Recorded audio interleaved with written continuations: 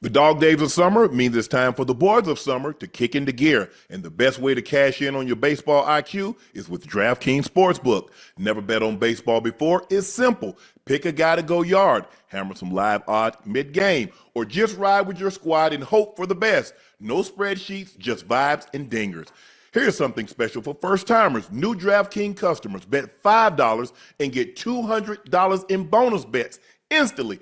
Download the DraftKings Sportsbook app. Use code Shannon. That's code Shannon for new customers to get $200 in bonus bets instantly when you bet just $5 only on DraftKings. The crown is yours.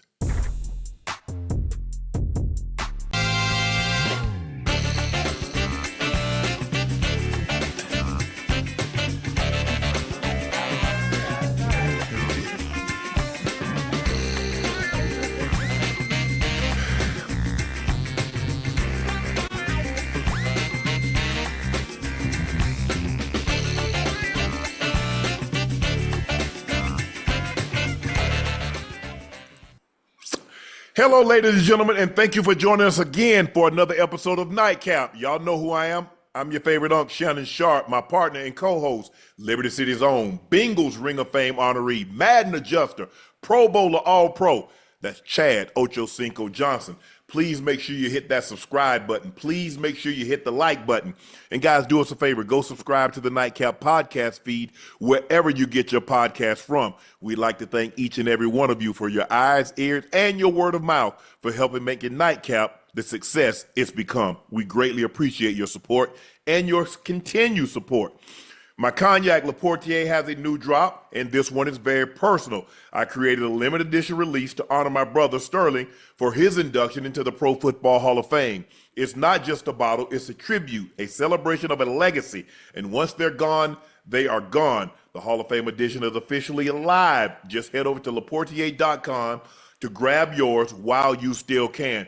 Don't miss this chance to own a piece of history and a very, very special moment. Go follow my media company page on all of its platforms, Shay Shay Media, and my clothing company, 84 with 84 being spelled out. That link is pinned in the chat. Okay, we saw the debut today. Travis Hunter Ocho saw action on both sides of the football in his preseason debut, the Jags versus the Steelers. On offense, he had 11 snaps, 2 receptions, 9 yards. On defense, he had 8 snaps with 0 targets. Ocho, I might have to get a couple more jobs like you, because the way they got these games spread out and how you're going to have to pay, damn near, you basically got to pay to watch each individual game, Ocho. Listen, you know what you can do? You can use YouTube TV. You can use YouTube TV where you get most of the games. And also, I have the NFL app on my phone. So the NFL app allows you to be able to go back and forth through some of the games you want to. You can't see them all at the same time. But it's just the preseason, It's just the preseason. So it's kind of difficult to be able to watch the ones you want to watch based on location and where they are. So because most of them are regional right. But once the regular season gets in, you'll be able to watch multiple at one time, especially the 1 o'clock games, obviously the 4:30 games, and then those that are slated at 7:30. Right. He did have 11 snaps, 2 receptions for 9 yards. Nothing deep, nothing significant. He gave up leverage on one play. He'll learn. These guys are really good. If you got leverage and he had leverage and let the guy bounce outside, you ain't catching those guys. You got to maintain your lane of responsibility and integrity. But like I said, it was I just wanted to see what we saw what we saw. What it wasn't, you know what I'm saying? How do we rate it? He caught 2 passes for 9 yards and he had 8 snaps with no targets. The one thing is it's not nitpicking. One thing that he will learn too on the 2 passes that he did catch. I always call it that Marvin Harrison. Remember Peyton Manning and Marvin Harrison always having that short under 6 yards and coming in. But he did so well in college that the players and the DBs in college didn't do. They would overcommit so much, he'd be able to spin out the back door. But now that you're at the next level, they don't overcommit. They come to balance right away, and they make the tackle. So he tried. And you got to be careful with that too, Ocho, because them big guys. He tried to spin out both times. The big guys trailing now. Oh yeah. You know that, because what happens when they see that ball thrown? What do they do? Yeah, they're coming. But this is the thing you got to remember. He's coming from outside the in and trying to spin back outside. Hope DB is out of Yes. control. But most of the time, they're not out of control. So No. they were under control. Listen, you split the man in half when you attack coming to tackle. You always hit the Right. target. So I mean, outside of, Yeah, you keep you don't let him get on your outside shoulder. Because a lot of times, like you said, they yeah, overcommit and the outside shoulder is you inside come the in man. tackle. Now he spins Mhm. out. It's Now a, you it's, see, as long as my outside shoulder yeah, is free, I can bingo. tackle you. Yeah, yeah. So and that's it. That's it. He'll see it. It'll be much more difficult to be able to do some of those tricks that you did in college because these were out of Hmm. control. They overcommit. They attacking the inside shoulder. And all you got to do once you spin back, it becomes a foot race, and you running down the sideline. Race him Yeah, to the corner. Now I got my inside. I got my stiff arm mm-hmm. free to stiff arm you and pick up Right, yards. But yeah, those are things that as you play at this right. level, you'll learn a lot of the tricks of the Mm-hmm. trade. You'll know when to get down, when you can Yeah, fight and struggle for extra yeah. yards. Because I'm telling you, those big guys and those legs hurt. When them 300 pounds hit you, that's different than a DB Yeah, tackling you now. Because he putting helmet on you and weight. and he putting 300 pounds Yep. exactly.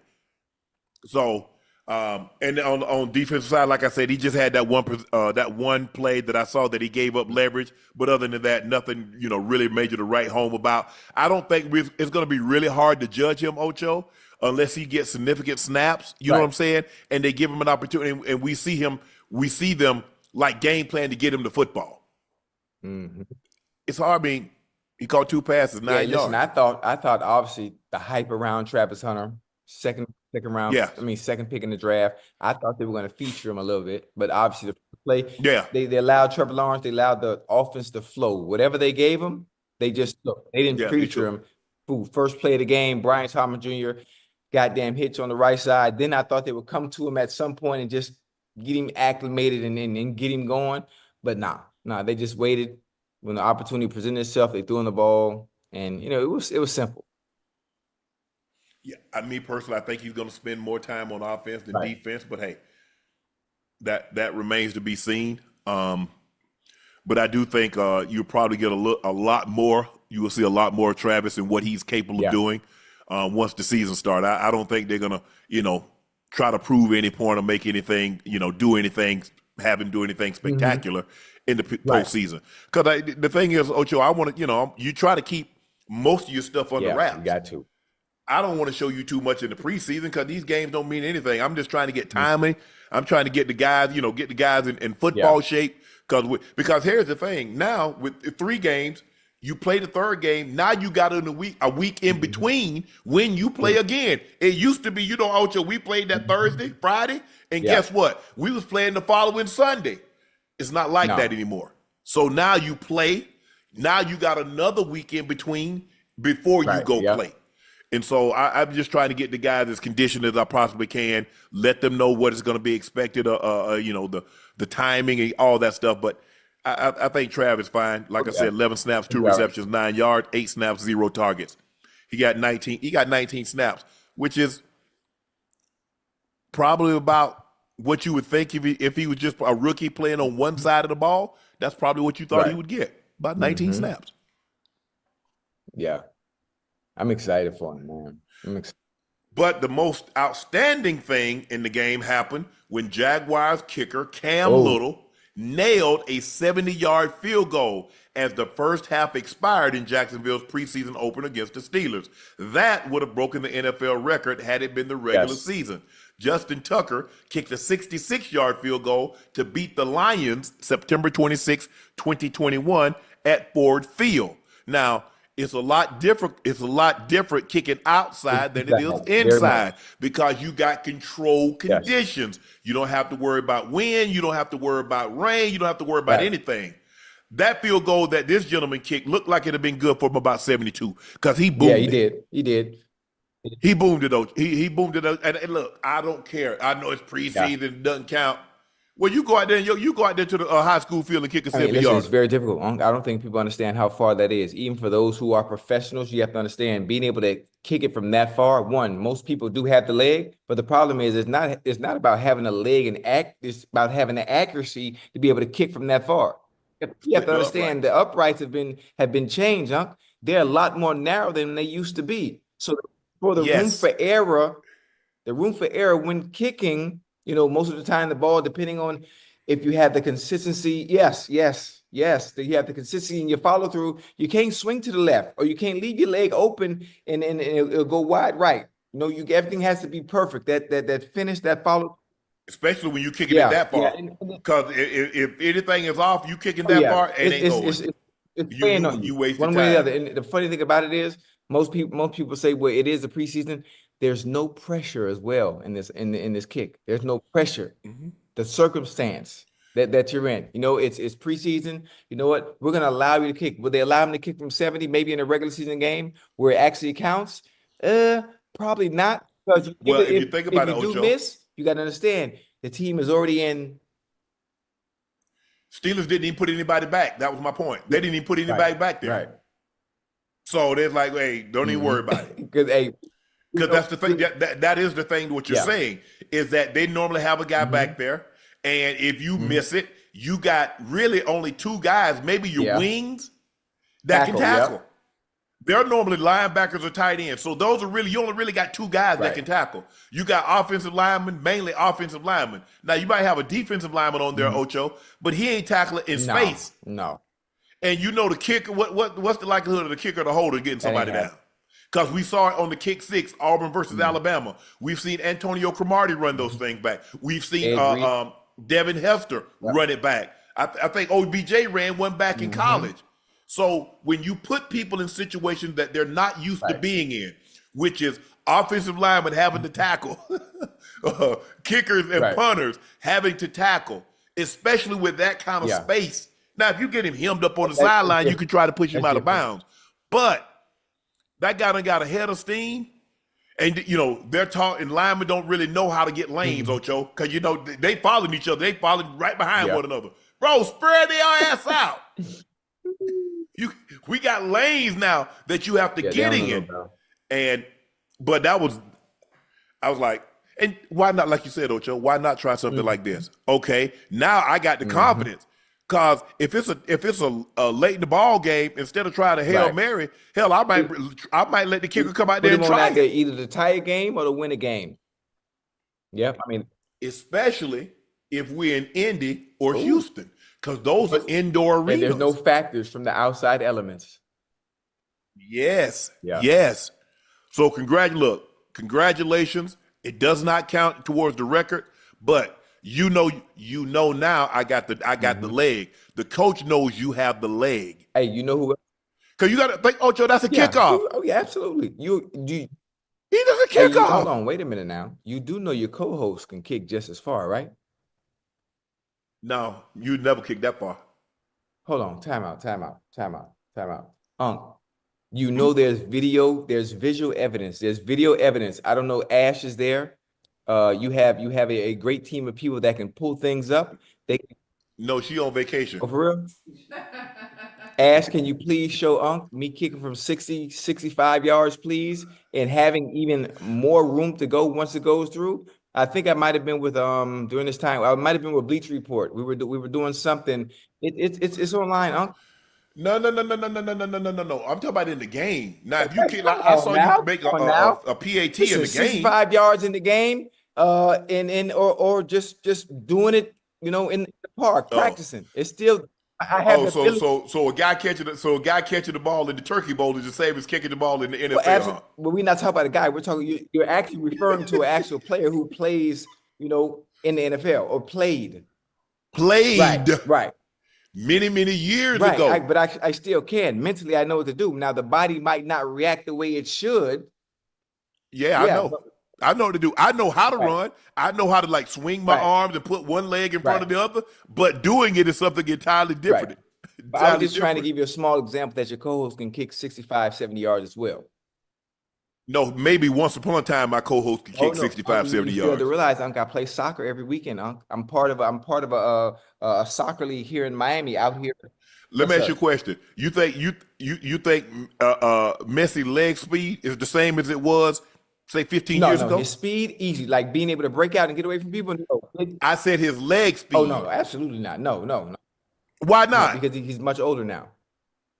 Oh, okay. Thank you very much. We can move along. Cam Ward NFL preseason debut tonight in Tampa.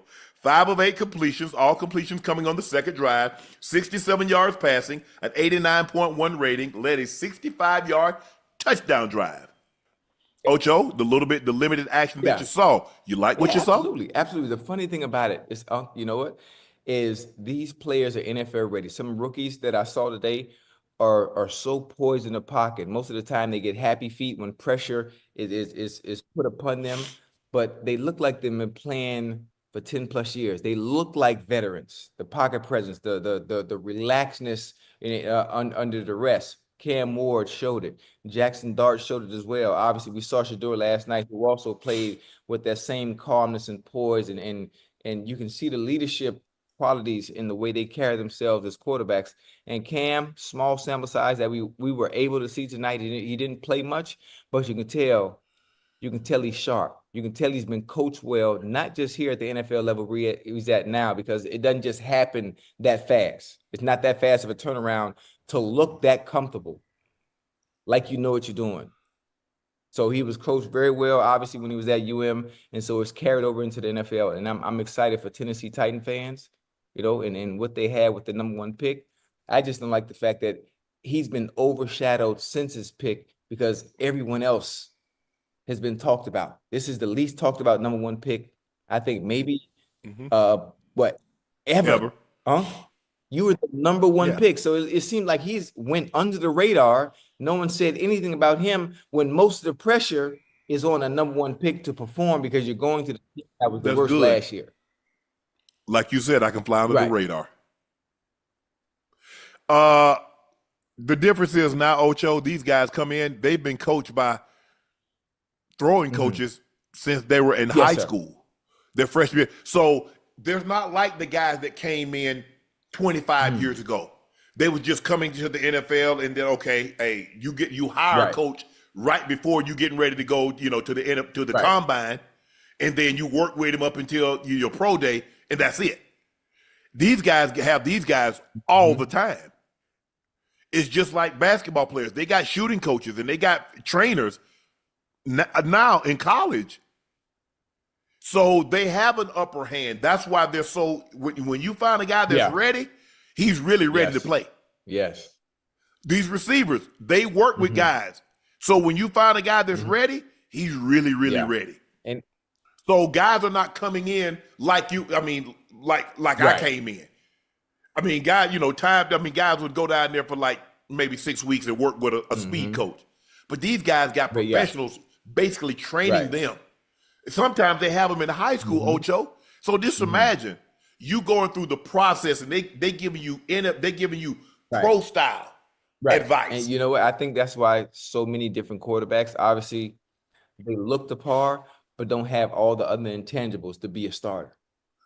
They look the part, but Cam Ward, not only did he look the part, but he had everything else. He had all the other qualities that make him the #1 pick. Obviously, Shedeur falling to the 5th round. Not only did he look the part, but he has all the other intangibles that made him a top pick, despite him falling to the 5th round. Right. They polished. They're polished. That's all it is. You're a rookie who's been prepared for the NFL level, so you look the par once you're in a structured environment in a real live game. God damn, how the hell are you dropping back so goddamn calm? Everybody rushing, trying to knock his head off, and he's sitting there chilling, progression, 1, 2, 3. Okay, 3's not there. Let me shoot back to 1. If 1 ain't there, I'm either throw it out of bounds or I'm gonna tuck it and run. Nah, hell nah. You better not. If you go 1, 2, 3 and try to go back to 1, they're gonna hit you. Put this helmet right up under your chin. You better take that check down. Yeah. Hey, 1, 2, 3, check down. 1, 2, 3, throw it out of bounds. Or take off with it. Yeah. And I think, Ocho, I think that's what we're seeing. If you look at these quarterbacks, I mean, it used to be a quarterback throwing for 20 touchdowns in a season was like, oh my gosh, he really did. Man, this guy's throwing for 25, 30 touchdowns. Easy. Look, and I understand the rules have a lot to do with that. The way they protect the quarterback, the way they protect the receiver, the way they throw the football now is more conducive for quarterback having better stats. But I do think these guys are a little bit more advanced than when the older guys, the Montanas and the Elways and the Marinos, when they came out. I'm not saying they're better, but they're coached more. Yeah. And so John probably never, I don't know if Danny or John to be interesting. Man, you had a pro coach, you had a Tom House, or you have what's Carson Palmer's brother name? Jordan. Hey, Jordan Palmer's real deal. Did you have a Jordan Palmer? Did you have a George Whitfield? Did you have any of those guys to help you? All these quarterbacks, they have those. Offensive linemen, they're working out with offensive line coaches. They're working out with former great NFL linemen. So they're a little bit more advanced than say the guys, even if you want to say 10 years ago, 15 years ago, definitely when you start going back 20, 30 years ago, they're more advanced, just like the guys that are coming out in basketball. You see how, and even baseball, these guys, fathers played, and so they got, hitting coaches, they got pitching coaches, they're looking at biomechanics, and they look at all. Man, the funny thing about it is you think about the time change and technology is advanced and everything evolves, they have better resources. They got unlimited resources. Absolutely. To get better at said position, whatever it may be, whatever their respective craft may be, to hone that skill set. So when they do make it to the highest level, they look the par. Right. Now, it's one thing to look the par. Everybody, the it factor can get you in the door, but you got to have all the other stuff that comes with it to excel. Yeah, I totally agree. But I thought Cam Ward played really well, especially that second drive. You got the ball to Calvin Ridley. Really, hey, that's somebody he can lean heavily on because he's one of the premier route runners, and he started to look like Calvin Ridley again. Because you remember that last year that he really played in Atlanta. He was cutting. He was cutting. He was doing it. He was really doing it. On the other side of the ball, rookie Shilo Sanders delivered multiple big hits, including one on Brandon Allen on a blitz. First-round draft pick Emeka Ibuka also showed off his physical attributes, leaping 21-yard grab, backup quarterback Kyle Trask. Shedeur's played really well. I've seen footage of him in camp. He did a great job of in the one-on-one period against the tight ends. Did a great job. Saw that route? I saw it. He's on it. He was on it. Because you have to understand, he started out as a corner. So he does have corner instinct. I thought he was always a safety. Yeah, he started out as a corner and then moved to safety. But I thought he played well. We know he's a thumper. He's looking to get downhill and put big hits on you. Yeah, but I thought and I think it's going to be interesting, Ocho. How many special teams can he play? Because that's going to be the key. He's not a start. Now he could be working his way into the starting lineup, but as of right now, I don't think he's a starter. So now, what other ways can you contribute? He'll be on special teams, whether it be field goal block, whether it be we be kickoff. Punt return. Can you be a jammer? Can you be a gunner? Yeah. Can you be on the front line? Can you be a L 1, 2, 3, 4, 5 on the front line? He's gonna be on kickoff, obviously. Yeah. Hey, is it me, or does it seem like kickoff is much easier as opposed to how it was during our day? Where you had the wedge buster, you had the ball. They don't really want those type of collisions. Right. So they don't. If you see, they're not letting you get that kind of running start. Yeah.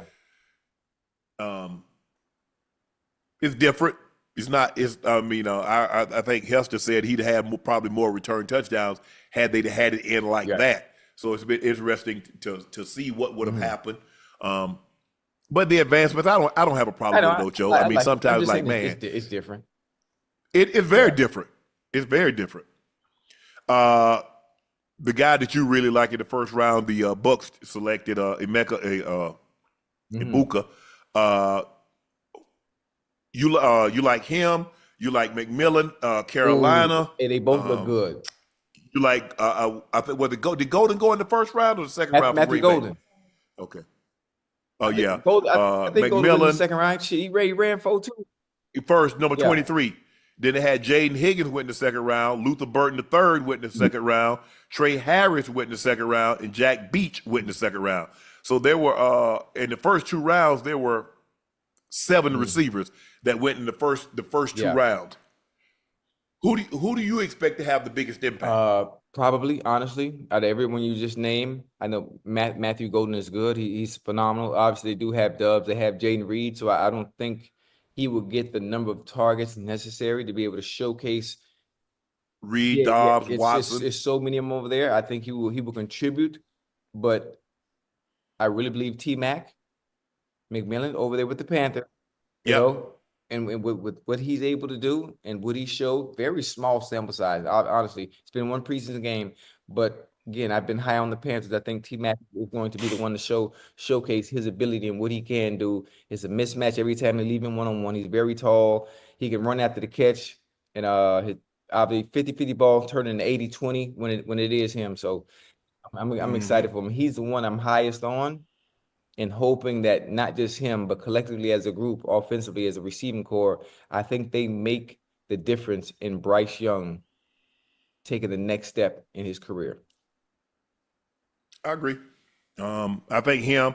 I like Ibuka also for the simple fact, how healthy is Chris Godwin? Will Godwin be upon his return? Is he going? I don't think he's on PUP, but so it's going to be interesting to see how he used, because we know Baker can throw it. You got Mr. Consistency on one side, Mike Evans, and then so Buka could really have a huge year. But I like McMillan also. Long, angular guy. What is he, like 6'3", 6'4"? Make tough contested catches. He's good run after the catch. Yeah. I mean, I think he's good. I think Matthew Golden. I mean, you look at Romeo Dobbs. You mentioned Christian Watson. You mentioned Reed. They got a lot of receivers. They don't really have a guy that, like, okay, this is the guy that you got to worry about. You kind of got to worry about them all, because at any given moment, because it might be Dobbs weeks 1 week, and then it'll be Christian Watson. Watson's biggest thing is staying healthy. Hey, he can put him up and put him down. Hell, he can pick him up, put him down. But the goddamn Packers got a 4x1 team, huh? They got a 4x1 team. Dubs, Watson, Reed can fly. Golden can fly. Man, stop playing. I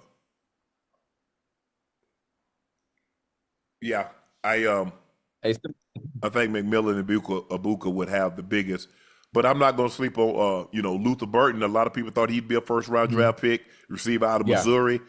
He goes to the Bears. They got DJ Moore. They got Rome Odunze. They drafted a tight end in the first round. They still have Cole Kmet. They've upgraded their offensive line. They should be, and they got Detroit's old offensive coordinator as the head coach calling the plays. Mr. Creativity. Mr. Creativity. So they should definitely be better offensively.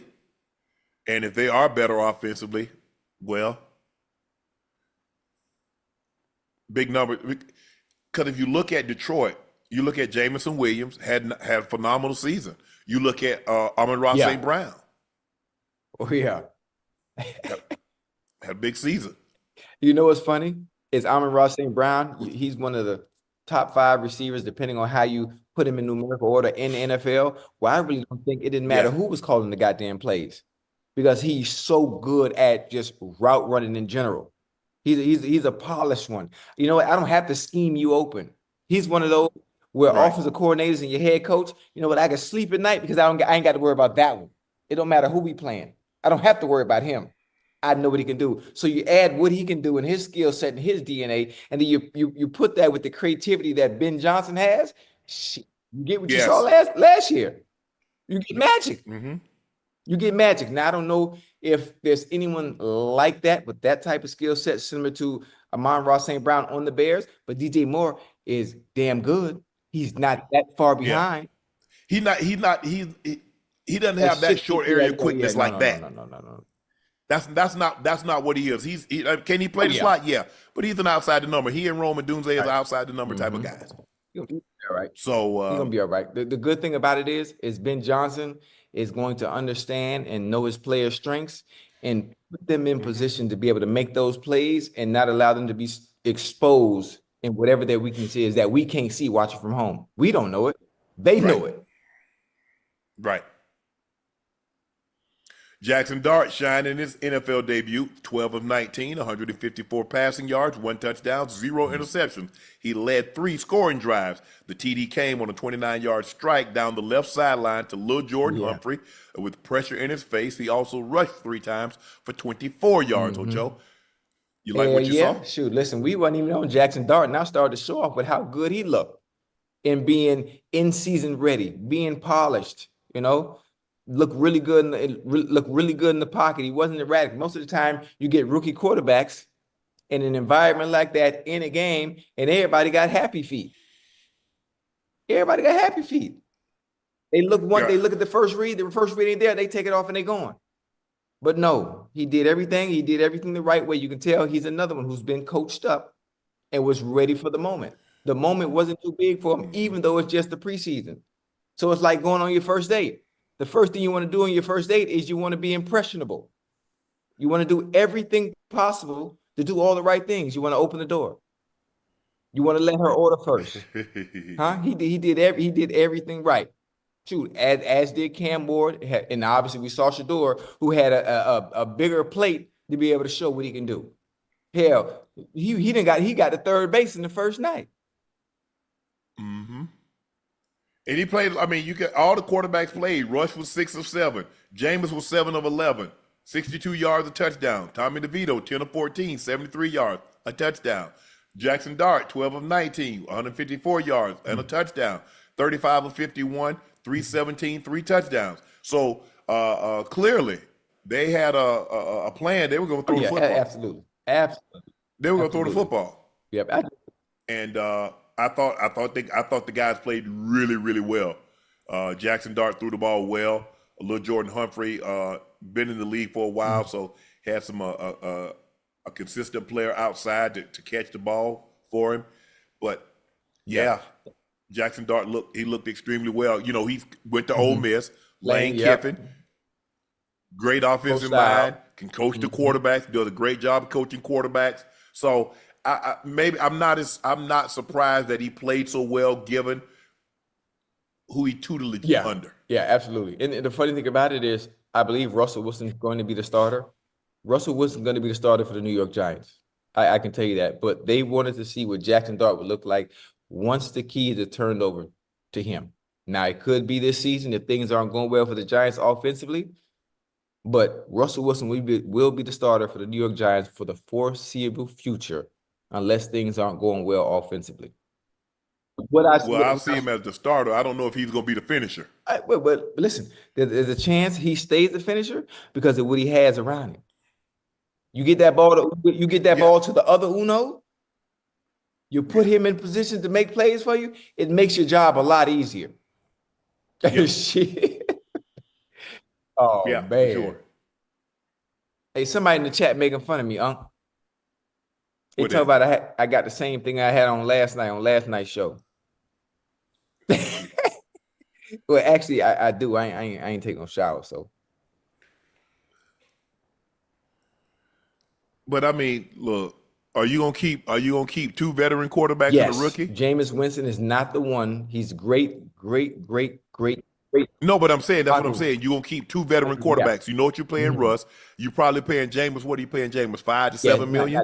And Jaxson Dart's not going anywhere. But you keep Russ. You keep Jameis Winston, great locker room presence, a great presence for the team in general. He's just good for the locker room in general. And just if it comes down to emergency situations, we understand that James can go in there and have some fun. Not only have some fun, but be consistent, kind of turnover prone, depending on how long he's in there at the position. But outside of that, he can make plays as well. But because that's a tough division. Very. You got the Eagles, you got the Commanders, and you got the Cowboys. People think the Cowboys are going to be better. I don't how much better. I don't know. We think the Eagles are still the cream of the crop of that division based on what they did last year, what they brought back. Yeah. Listen, There's very little. The Washington Yeah. Commanders, we expect Jaden Daniels not to have a sophomore Whoa, slump. whoa. Now, they do have someone that's disgruntled, Okay, Terry McLaurin. I was gonna say, listen, having your number one target, having your security blanket paid and happy would help prevent having a sophomore slump. But hey, maybe they know what they're doing over there in Washington. But there is no room for error. There is no room for error in that NFC East when it comes to quarterback play. You got to be consistent week in and week out because everyone else is so good. Everyone else got so much better. Hell, the Eagles coming off a goddamn Super Bowl win. You think they don't want to go back? They didn't do anything but improve as well. Yep, I agree. So, Jaxson Dart, say, Shedeur, touche, bro. Brian Daboll on what he thought of Jaxson Dart's performance. It's about what I thought it would be: efficient, effective, aggressive, confident in the pocket. Still stuff can work on, but he's doing good. Brian Daboll is a great coach. I mean, I like his offensive mind. I don't, it remains to be seen as a head coach. But we saw him at Alabama. Now, he didn't have the great success at Cleveland, but hey, there ain't a whole lot of, outside of Paul Brown, there hadn't been a whole lot of coaches that had success at Cleveland. Well, Marty had some success. He got the AFC championships a couple of times with the Browns. Sam Rutigliano, that was before your time, when he was at Cleveland in the early 80s. But Brian Daboll's offensive mind, I mean, he was the guy that really got Josh Allen on track, Ocho. Now, then people, because prior to him getting there, people like, I don't know, the jury's still out on Josh. And then Brian Daboll comes there, and not only he was so good, he parlayed that into a head coaching job for himself. Yeah. And so, he said he was efficient, he was effective, he was aggressive, and confident. Things that you like for the quarterback. You like for him to be efficient. You like for him to be effective. You like for him to be aggressive. Don't be, dinking and dunking it on here because you scared to throw the ball. No, throw the ball down the field. It was third down. It was third down, and he took the 3-by-1 side. He chose to take the deep ball instead of throw a short for the first down. He said, F that. It's third and whatever. Yeah, hell, he went deep. Touchdown. Yeah. But that's when you're not afraid. You're not worried about your completion percentage. You're not worried about your quarterback rating. You're not worried about your QBR. You score points by pushing the ball down the field. J.J. McCarthy said he was emotional in his first game in 364 days. McCarthy said there was a little teardrop during the national anthem before he took the field for the first time since a torn meniscus in his right knee that ended his rookie season. It was just the journey that any injured player goes on to get back out there and doing the things that they love. It just shows how much I care for this game. He completed his first 3 passes, all to wide receiver Jordan Addison, and led the Vikings to a field goal on their opening drive before Kevin O'Connell pulled him. McCarthy, 4 of 7 completion. He was 4 completions on 7 attempts, 30 yards. He also converted a 4th down with an 8-yard run. Ocho, did you like what you see from J.J. McCarthy? Absolutely, I enjoyed it. I enjoyed it. I was kind of nervous for him. I wanted him to be able to get through a clean game. No mishaps, no mistakes are going to happen, but they're things that we're not going to be able to see. But it looked like he handled the offense very, very well. I would have liked to see Justin Jefferson out there. Obviously, I think he's nursing something, trying to make sure he doesn't have any mishaps or slip-ups either with whatever injury is bothering him. But JJ looked good. He looked like the quarterback of the future. Addison, everyone else around him looked good as well. So I don't see any problems. I don't see them missing a beat offensively as long as JJ does exactly what he's supposed to do. Hell, if Sam Darnold could do it with what he had last year, then JJ McCarthy can do it as well. Sam Howell came in and was 11 of 13 for 105 yards, Ocho. Brett Rippon was 1 for 4. But the guy that we wanted to see, like you said, he tore that meniscus last year and he missed his entire rookie season. So to see him get back out there today, and he says it's emotional, and that's true. The more The more you care about something, the more it hurts when you don't have it or you Right. can't do it. So it's it was great to see him back out there because they're lost the expectation. They're in a good division. Look at, I mean, last year they went 14-3 and they started on the road because the 15-2 Detroit Yeah. Lions. We think Chicago's going to be better. We think Green Bay is going to be better. Detroit. I mean, we don't think they're going to take a step back. They do get Hutch back. Yay. Mr. Motor.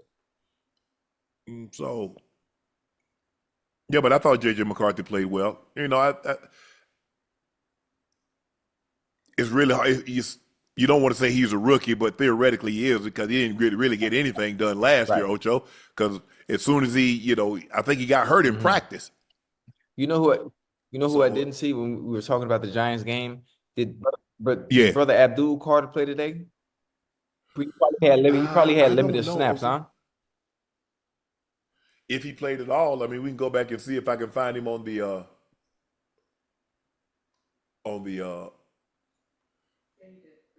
he played. Actually, he did play. But as a D lineman, it's a rhythm, man. You just can't go out there the first play and get sacked, man. You got to be, you got to set the guy up. Yeah, you got to be, Now, unless you did that like that Jet defensive lineman number 78, where he made the game, he made the team tonight. 2 sacks, fumble recovery for a touchdown, pressure. Yeah, he on the team. Yeah. Hey, it's like, yes, son. He had 6 snaps. Abdul Carter had 6 snaps in the preseason debut. 3 snaps were rushing the passer. All 3 rushes resulted in the pressure and the hurry per PFF and next gen stats. Okay. So he did what he was supposed to do. He flashed. But like I said, I think the thing is with D linemen, they working on stuff. D linemen are basically like a wide receiver because he's setting you up for something that he's going to use at a later date in time. So if you think the move that you see that he starts the game with is the move that he's going to finish the game with, you're sadly mistaken. It's just like a wide receiver. If you think that route I ran on you to start the game is going to be the one I finish on you, you sadly. I'm gonna give you the illusion. And that's what I'm getting ready. It's going to be that. But it's not going to be that. In Justin Fields' preseason debut against the Packers, Fields was ultra efficient. He was 3 or 4 on passing, 42 yards, ran the ball twice for 14 yards, and didn't take a single sack. Fields orchestrated a sharp opening drive against the Packers' starting defense, capping it off with a 13-yard rushing touchdown. This set the tone for an excellent preseason opener for Aaron Glenn's squad. Does Fields remaining calm, composed in a controlled pocket? What do you think, Ocho? Did you like what you saw from him? Yeah, absolutely. Absolutely. Listen, we saw flashes of brilliance when he was with the Bears. We saw flashes of what he can do when he was with the Pittsburgh Steelers. So what we saw tonight is what we expected from Fields. It's all about him just being consistent and being able to do it week to week to week. He's always wanted his opportunity to be a starting quarterback. I think he wasn't dealt a fair deal in Chicago because when you look at the Chicago Bears and that organization and the way they conducted and handled quarterbacks throughout the years, it hasn't been great at all. It hasn't been great at all. It just hasn't. Now things are a little different. Got Ben Johnson there, Caleb Williams. Things are different. The way they're running the system. Obviously, in Pittsburgh, Russ was promised a starting job. Russ gets hurt. Justin Fields comes in. He plays phenomenal. But obviously once Russ gets healthy, Justin Fields is benched. Boom. Damn it. Can I just get an opportunity? Can I get an opportunity to shine and show what I can do at the quarterback position? I can be quarterback number 1 if you put me in a situation that is advantageous for me and my skill set. Now that in New York with a player's coach that played the game and understands exactly what you can and can't do and going to do what he needs to do to make sure you're successful. You got Garrett Wilson. Unc, I don't know who, and I can't remember his last name. I meant to write it down. I don't know if it was a fullback that kept making those plays tonight or a tight end. I think he wore 47. I think he was wearing 47. Hey, young Bull popped out on film. He popped out on film to the point where, well, I don't know who this is, but I guarantee you he's going to have a starting job. I don't know if it was a fullback or a tight end, but he was balling. Just had 403 yards, total yards. Green Bay had 2 turnovers. Time of possession was 38-41 Jets. 21-19. First downs was 21-12 in favor of the Jets. Like I said, I think his name is Jay Tufele. He made the team Yeah. tonight. He did. 2 Yeah. sacks, and he had a fumble recovery for a touchdown. Yeah, He's gonna be all right. yeah. But I think that's the key for him. The Jets showed Justin Fields that they wanted him. Yeah. They gave him a 2-year deal. They put him in. He's the starter. They do have Tyrod to be his backup, but that's what he wanted. That's why he didn't go back to Pittsburgh. He said, "No, y'all already showed me what y'all want. Y'all already did me how y'all gonna do. Pittsburgh. You're not gonna do me dirty twice." Absolutely. Listen, Pittsburgh is a situation where there's a young lady that wants you. She wants you. She don't want nobody else to have you, so she puts you in the friend zone. Until the dude she really won't get his act together. Okay, now I'm gonna put you off on the bench. Now I'm gonna go deal with Russ. That's the situation last year. So listen, you get smart. That ain't the situation that's ideal for me and where I want to go. New York is perfect for him. Right. He got somebody that actually wants him. And when you have somebody that actually wants you, you're able to play freely, understanding, okay, I don't have to look over my shoulder. I don't have the pressure of having to do everything perfect and do everything right. I can just play football. That's the thing, and I think AG, they moved on from Aaron Rodgers basically for Justin Fields. Yeah. But he made it easy for him, Unc. He made it, he made it easy. You have someone like AG. AG ain't playing with that. I'm not sure if I'm ready. I don't know if I'm buying in. I don't know if I'm be there for training camp. I don't know if I want to take a dart. Man, AG ain't got time for that. I'm trying to change the entire culture, and I need players that are bought in, whether you've been playing 5 years or we've been playing 20. I need you on the same page with me, and he just wasn't. Only if you're a relative do you have tolerance for BS as a person's age. Yeah. If that person's not related to you, people like, man, old people. And look, at this juncture, AG coming in as a new coach, he needs everybody to be bought in. Aaron being as great as he is and being who he is, he can easily sway a locker room. So I think for AG to looking at it like, for me to make sure I still have control of this locker room, let's just move on. Because I'm not so sure if Aaron there was something. Did AG want to hear Aaron say something? Unless Aaron came in that thing turning backflips like, yes sir, let's go AG, I'm ready. Unless he got that, they probably was gonna move on anyway, Ocho. They probably was gonna move on. Yeah. And but hopefully Justin can seize this opportunity, because this is a perfect opportunity. This might be the best opportunity because, when he went to Chicago, he was going to be the starter. They just didn't have the pieces around him, and I don't know if that system was conducive and the coach was conducive. Now, he has another defensive-minded head coach, but I think AG has an offensive guy that can put Justin Fields in position to be successful. And listen, you would do. Let's understand what Justin Fields has at his disposal over there with the Jets as well. You got Breece Hall, you got brother Allen, who looks like a Derrick Henry, who looks the part. I mean, I'm not saying he's Derrick Henry. I'm just saying they have a 1-2 punch at the running back position. We have one of top 10 receivers in the NFL, depending on where you slate him at, depending on where you want him at, and Garrett Wilson. Well, goddamn, who's the number 2? Hey, Chad, who's the number 2 at receiver, man, with the Jets? It's slipping my mind.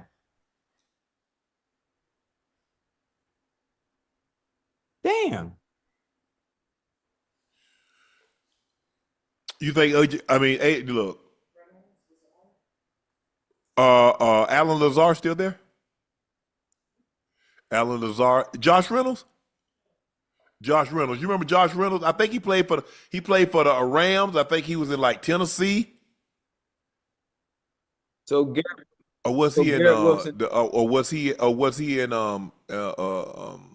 Detroit? I'm almost certain he was with the Rams. So hold on. They got Alan Lazard and Josh Reynolds. So that's the 2 and the 3. And Garrett Wilson, Okay. yeah. But he's trying to find out. We know Garrett Wilson that we're trying to find the other receivers. But that is Josh Reynolds. That he's with the Rams. I think he's with Tennessee or did I say Tennessee? Or was it Lions? Okay, yeah. He with the Broncos? Hey, You like AG? You think AG is the right fit for the Jets, Ocho? absolutely. Absolutely. Listen, you need a player like that can deal with that media. Forget in-house. Yeah. Forget the football stuff. Give me somebody with a mindset and a mentality that can deal with all the bullshit and the stereotypes that come along with being a head coach in a market of that magnitude. Once you get something that's ready for that, okay, now I can work on everything else. I can work from the top on down, and AG is the right player for that. And he played in New York, so he definitely Yeah, understands but hey, listen, it. one thing about it, even though you played in New York, you understand how those newspapers are. You ain't getting no cut either. We ain't giving you no break either. But if things ain't going right, we gonna hop on you too. But hey, Yep. the newspaper outlets and media outlets are ruthless. And I don't know who creates some of the headlines sometimes. Boy, they so creative. Oh, they so creative. That's what they say. If you can make it in New York, you can make it anywhere. You can make it anywhere. Hey, just sitting here talking about all this quarterback play, man. It just remind me of my day, man, at Beach High, man. Remind me of my days at Beach High, man. You know, I was one of the best in the state, huh? Huh? You hear me? I was one of the best in the state. No, you one of the best in Liberty No, City. no. In the state. I'm talking about in the world. I was one of the best in the world. I remember. Hey, you know what's funny? For me to play, Yeah, I'm laughing. for me to have played quarterback at Miami Beach Senior High in 1996, I still remember my receivers, my number 1 and my number 2, Dwight Sturb and Richard Lucille. That's my little Zoe.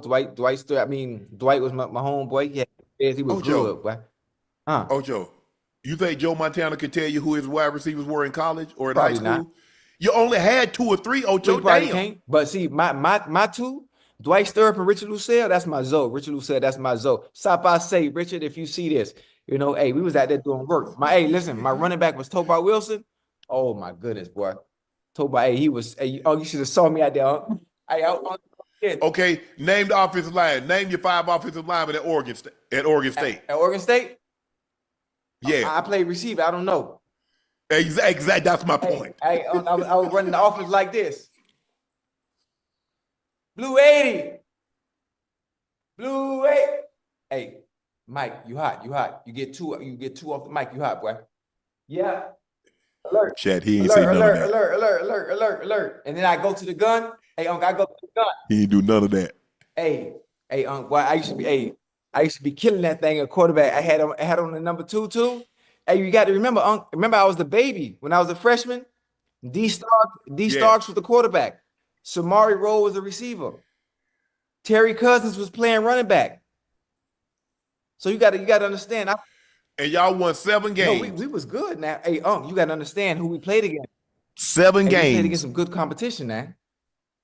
What Miami Northwestern, Miami Central, Edison High School, them boys were stacked back then, boy. I ain't hear none of them players. I ain't hear none of them names, what y'all name. All the guys that you named played in the NFL. Yeah, they did. I'm just telling you the quality that my school had. We had good quality. We had good. So what happened to the wins? Huh? What the quality? Tell me the quality wins. I know y'all had quality players. What about quality wins? We had some quality wins. Now I just don't remember the records from back then. That's a very long time ago. You know your record. Were y'all 14-1, 15-0, 13-2? Obviously, no. We weren't able to. Y'all lost to the state championship. Y'all lost in the semifinals, quarterfinals. Damn, I can't remember, but I did score 4. Hey, listen, what I can tell you is I scored 4 touchdowns in one game, and nobody's done that. Nobody scored 4 touchdowns in one game. Did y'all win that game? Yes. Matter of fact, we almost beat Miami Northwestern the year they won state. One of the greatest high school receivers I saw with my own eyes, Marvin Snoop Menace, out of the Scott Projects that played for Florida State, played with Kansas City for a little bit before he got hurt. I've never seen nothing like Snoop Menace boy in high school. Oh my, yeah. Ocho, what am I supposed to do? We almost beat the team that won the state. What am I supposed to do? I'm just trying to relive my story of high school. That's all. I'm just sharing that story. So if we talking football, it's taking me down memory lane. Cause we talk about the young bulls that's going into the NFL, that got an opportunity to start at the highest level, and it just brought me back to where it all started. That's all. I'm just sharing my feelings and my story. That's all. My bad.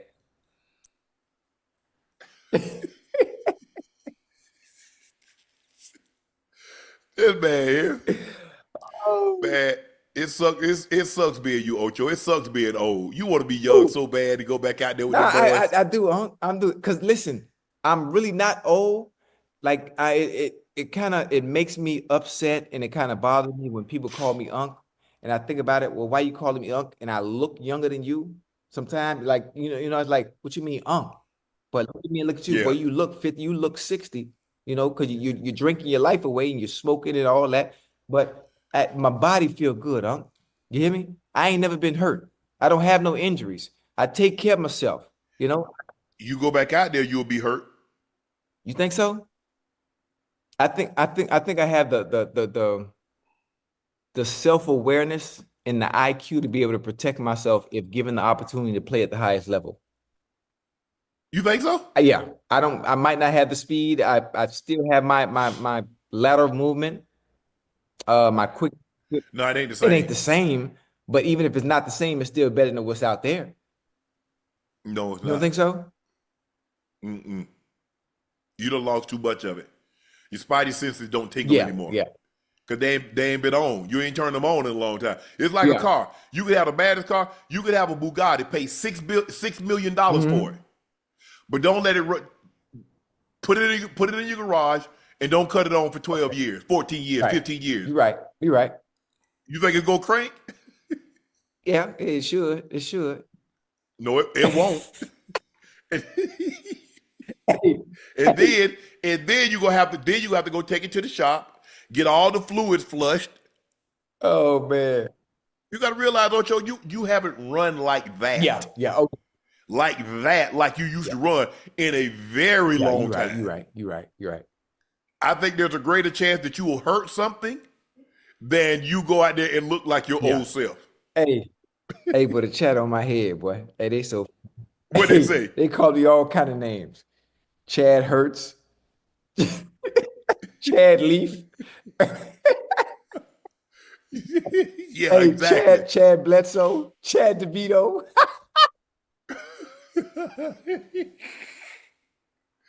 Yeah, man. Ocho, did you watch any of the Rams Cowboys game? CeeDee Lamb get rocked by an official on the sideline. He was watching Joe Milton throw a deep pass, but he's watching on the Right. jumbotron. He knows that Joe Milton has an Oh arm. yeah. I think I saw something the other day. He threw it like 70, 75 yards. So he got his hands up. So he's watching the jumbotron like, yeah, this is a Right. touchdown. Little does he know, he forgets that there's a side judge, Ocho, that's Right. running. You hit him? And man, he ran dead into the back of CD. And if you triple official, that's unsportsmanlike Wait, the conduct. official, well, he wasn't on the field of play, so how could he be? How could he It don't matter. Didn't y'all have a get back coach telling y'all to get get back, back? get out the white, get out the white? Yeah, because what happens if you trip the official? That's a 15-yard penalty. That's exactly what CD got. He lucky he didn't get hurt because he relaxed, don't you? He don't know the Coming, guy right, coming. right, right, right. Maybe that's a blessing and a curse because he was relaxed Was and he didn't was tense up. this wasn't a touchdown, was it? No, no, no, no, no, no, no. Oh man. But that's why that's what we call him the get Right, back right, coach. right. Get back because you got to give the official free run of the line, the sideline. Because if you trip him or something like Right. that, it's not like basketball that you can run into the official because the official is part of the Mm-hmm. court.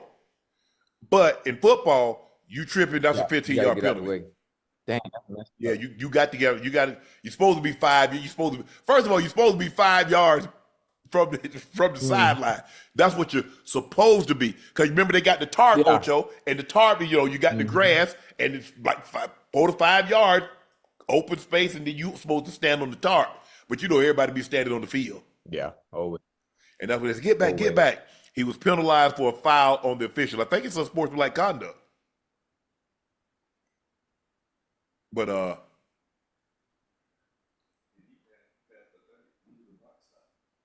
Oh yeah, he definitely. Yeah, well, yeah, you can't go past the 30. You can't go that far down.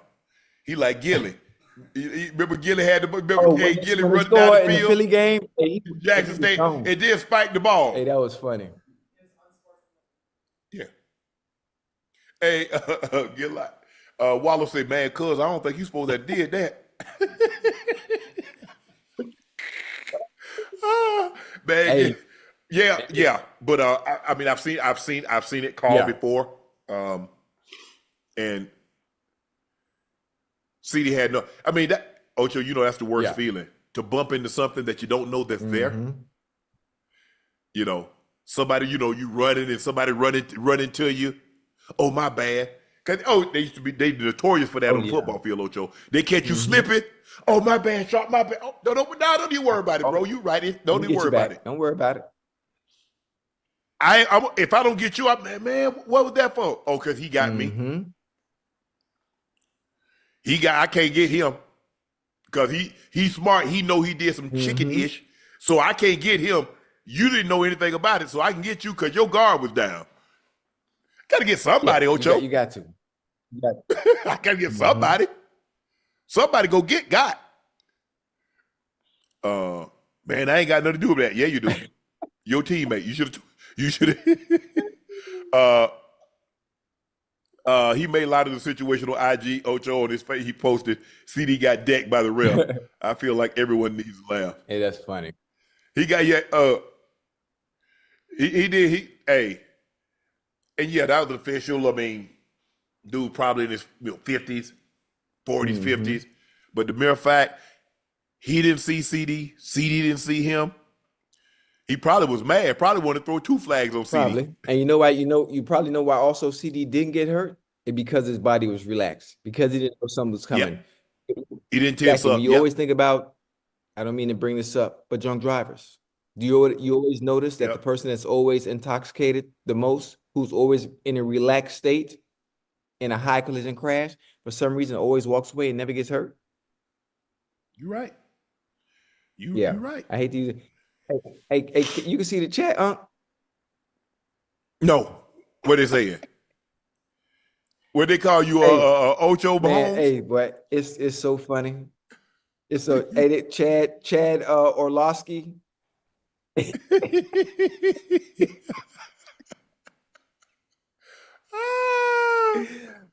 but man, you know the chat. Hey, You can't let the chat. they on my head right now, man. They on my head. Shedeur said all the right things last night as expected after a great preseason debut. Let's take a listen to what Shedeur had to say.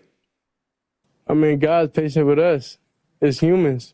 We mess up at times, but I don't feel like he throw us away as individuals. So it's different things and different life lessons, you got to go through. And I haven't went through this situation, that I'm in ever.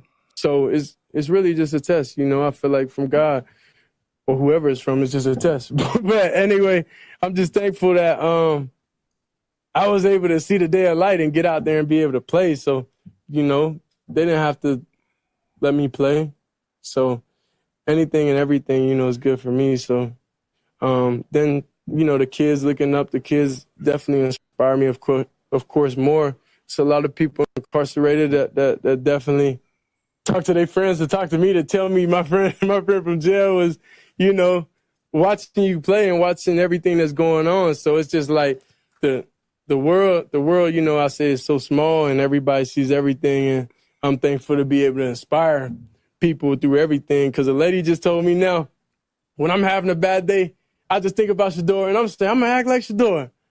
So like, that's so cool, to me that I'm some form of inspiration. Shedeur, the only thing I'm going to disagree with you, they had to let you play because everybody else was hurt. Because you ain't had no choice. If they didn't let you play, they brought a guy in. They brought in Snoop Huntley because Flacco wasn't going to play and the other 2 couldn't play. So, but you did your thing.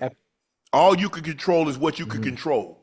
What you could control was how you played, how you handled the situation that you've been placed in. He did very well. He did one hell of a job. And he handled it well. He said all the right things. He did all the right things. And that's control what you can control. What you can't control, don't worry about it. Control what you can control. He went through a storm, something he never. If you'd have told him a year ago he would be in this situation where he's at right now, he wouldn't have believed it. His dad wouldn't have wouldn't have believed it. Nobody, you or I wouldn't have believed it. Absolutely not. Based on. But you're here now. It's forget how I got here. How are you going to get out of here? Yeah. Because a lot of times, we spend a lot of time, Ocho man, how we got into the situation. You're in the situation now. How you going to get out of it? Yeah. And I think he's done a great job. Look, I'm sure he talks to his dad. Even though his dad is not there, he still talks to his dad daily. Dad gives him great advice. He doesn't put any more on us than we can handle. Absolutely not. And sometimes the situation they put you in, they're not advantageous for you. It's not the best situation for you because you got people in the situation you in that don't even believe in you. And that's when it hurt worse. Most of the time, if you hear someone, I'm a part of your organization, and you say, well, hell, I ain't want you though. That's meant to break you. That's meant to break you. You can't break what you didn't build. You can't break what you didn't create. Come on now. But everybody's not built like that mentally. You're right. True. In this era, of sensitivity and he said this about me. And no, everybody's not built for that. That's meant to break you. And if they break you mentally, it affects what you do in between the lines on the green grass.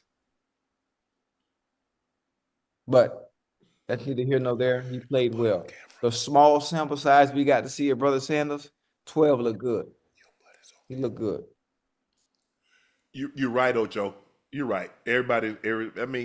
Sometimes when things are not going your way and you feeling down, man, it's hard to stay positive. And I think the best thing for him is that he has a dad that's really positive. He sees the positivity in everything, even when it's all negativity. He'll find something positive. He'll find something good to say. Thanos. Ask Ocho what he wants.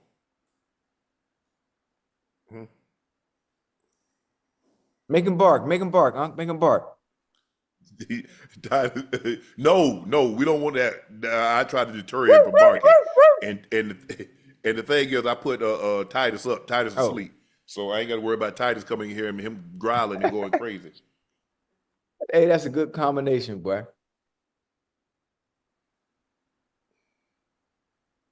And then I took the bones up because him and Teddy fighting over the bones.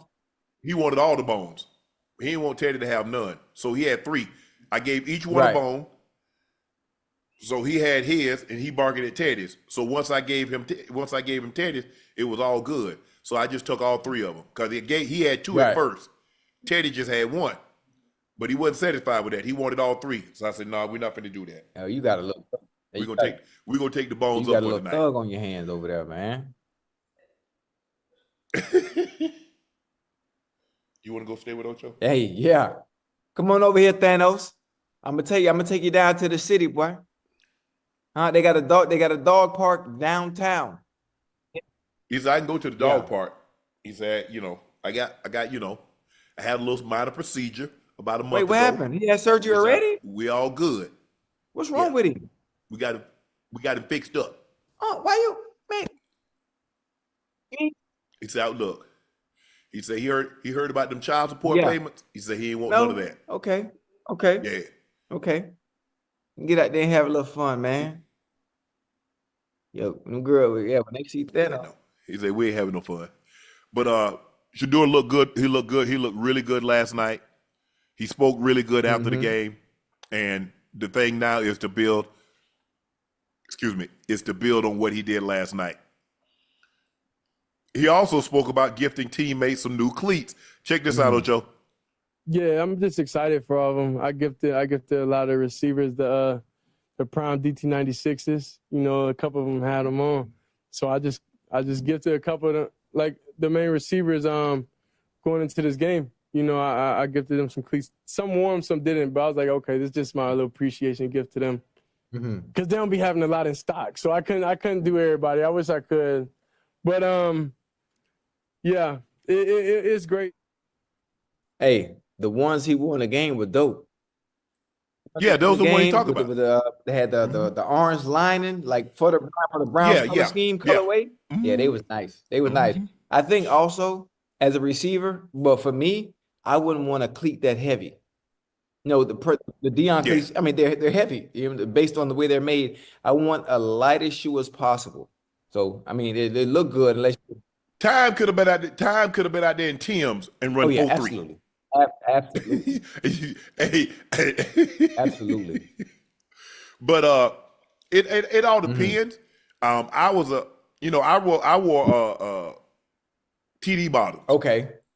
So I wore wide receiver cleats at take tight your end. ankles. So you was good. That Yeah, because I'm a hard planner. Me, even though I'm a hard planner, Unc, it's funny. Reebok obviously was Reebok back then. I had Reebok take all the lining out of my shoe. I don't want any support. I want my shoe to be just like a track shoe. Just like a track shoe. I need to feel the floor. I need to feel the floor when I stop, when I go, when I try to cut and transition. I don't want anything restricting my ankles when it's time for my lateral movement and movements. So all I had was a shell, some shoelaces, and cleats at the bottom. That's it. Yeah. That's it. But you always wore molded bottom. You wore a tempo bottom. Yeah, you didn't wear 7 studs. I had to have a choice but to wear 7 studs. When we played at Heinz Field, I think they let the field be messed up like that on purpose. Yeah, the business be soggy. Oh my goodness. It's like I don't know. That was an advantage for them. The advantage for them. But yeah, that's the only time I wore 7 studs is when we played at Heinz Field.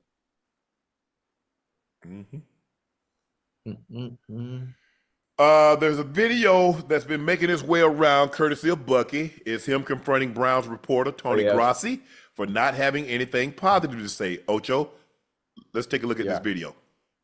So I'll be hoping you got something positive to say about me. You always say negative stuff about me. And I'm like, I ain't do nothing to you. I ain't seen nothing positive that you ever said. I did something positive every day. Come on, Tony. What I do to you, Tony? Hey, that's dope, Monk. I like it. I like it because most of the time, those interactions like that, that's not how they go when it comes to players. Most of the time, when it comes to a beat reporter that's been established for that long as a Cleveland beat reporter, you know, when it comes to saying something negative, most of the time, the player challenges him in that manner because you've never said anything positive. And I could just imagine, I haven't read any of the articles, and I could just imagine if the rest of the world has been somewhat negative towards Shedeur, I could imagine what the person that's in-house that sees him every day writes.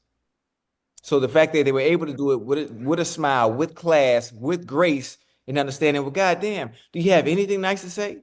Because everything I've seen so far has been negative. I did nothing to you. But obviously, the dude had the job to do. You understand how to get the views. You have to understand negativity, it would create traction, clickbait. How can I get people to read what I'm writing? Well, you talk negative about the biggest thing going on right now in Cleveland outside of LeBron James when he was there. Right now, it's Shedeur Sanders. Robert Littell, Black Sports Online. Grossi has been like this for 30 years. Baker couldn't handle it. I guess he's saying Baker could not have handled it. Shedeur disarmed him in 60 seconds and changed his energy. That's a gift not all people have for negative people. Hey, listen, they'll smile in your face. They'll smile in your face. Obviously, at that point and in that moment, with Shedeur greeting him the way he did, with class, with grace. But God damn, are you gonna say anything? I'm just waiting on you to say something nice. Something. Yeah. So the guy has no, I mean, what can you say? Especially after that performance. Yeah. What can you say? And I know people gonna say, oh, it's the preseason, oh, it's a small sample size. Let's see what he does in the regular season. I mean, it's still, this is all we have to go off. So we're talking about what we saw in that specific case in that moment. I'm curious to what he wrote today, because I'm sure he has something to say today.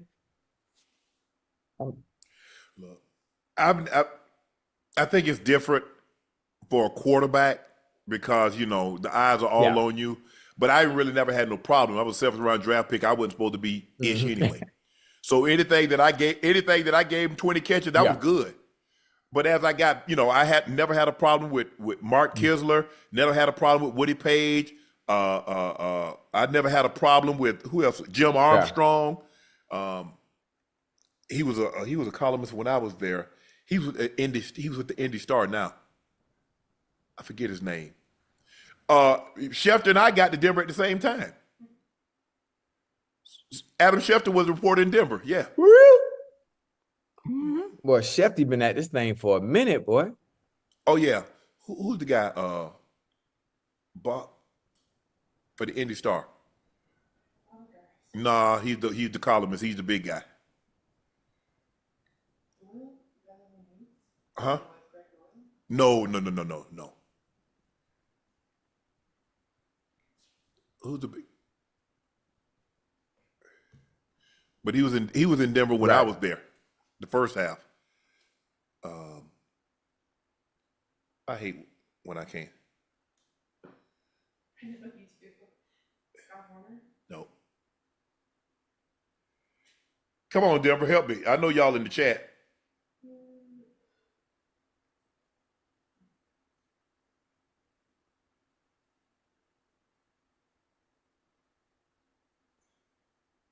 Hey, somebody in the chat say Teddy Thanos look like a skunk. His colorway. Teddy. Thanos. I ain't talking. I want to learn how to whistle like this. Stop calling my name. Huh? You know how to whistle like this, Unc? No. It should be loud as hell. I want to learn how to do that.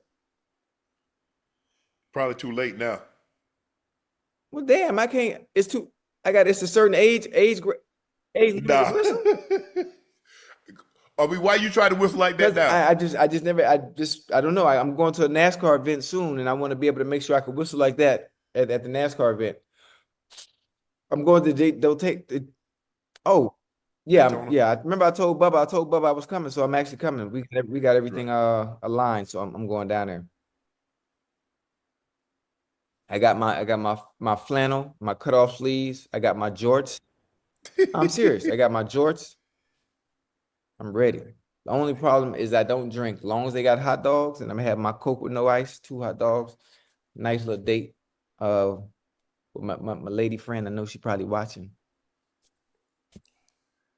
Man, what's that guy? Hey, I can't think of his name, man. Hey, chat, I got a poem. Y'all want to hear it, or you want to wait? You want to save it for later? We're gonna save it for later. Okay. I'll think about it. Right. Yeah. Kevin Stefansky was asked what Shedeur's big game does for the depth chart for the Browns. His response was, "Yeah, we're really just focused on developing our players. We're in evaluation mode. I'm pleased where the guys are, but I'm not diving into no quarterback competition." No. You got to keep it safe. You don't have a choice but to keep it safe.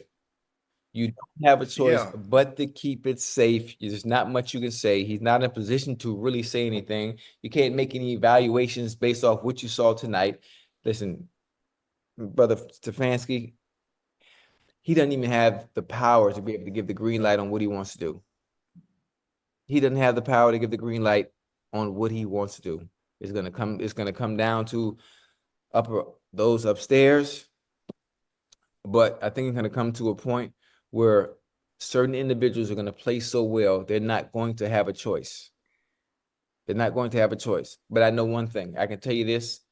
A blind man can see that. Joe Flacco will be the starter for the foreseeable future until things aren't going well offensively for the Cleveland Browns. And I'm assuming, as I said long ago, that Shedeur would be number 2. and he's been able to show that. Hopefully Kenny Pickett and Dylan Gabriel can get healthy so they should showcase themselves in the preseason games and what they can and can't do. And that's it. I'm hoping it's a good, healthy quarterback battle once they get back healthy. So you think it's going to be his job? You think he's going to be the number 2? Yeah, absolutely. I said that. Yeah, I said that.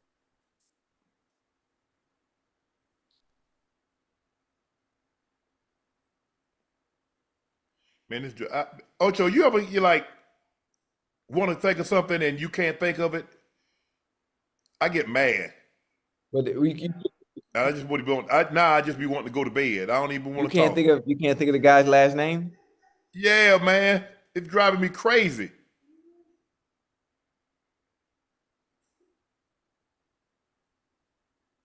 Whatever. Hey, listen. I'm gonna have to call Mike Kliss tomorrow. Man, what's that dude's name? It's gonna come to you. Ugh. Thanos, you know his name? He says, look, I'm not even a year old. I won't even be a year old until December. So clearly I don't know what you're talking about.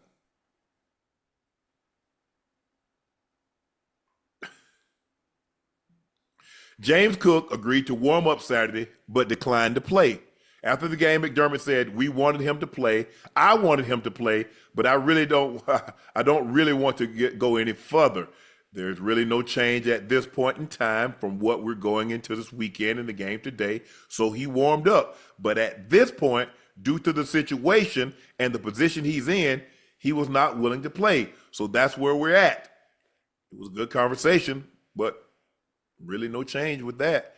McDermott asked to move on after receiving a follow-up question about whether Cook will be returning to practice. What you thinking, Ocho? Oh my goodness. I got to hear your take on that, man. I got to hear your take on that.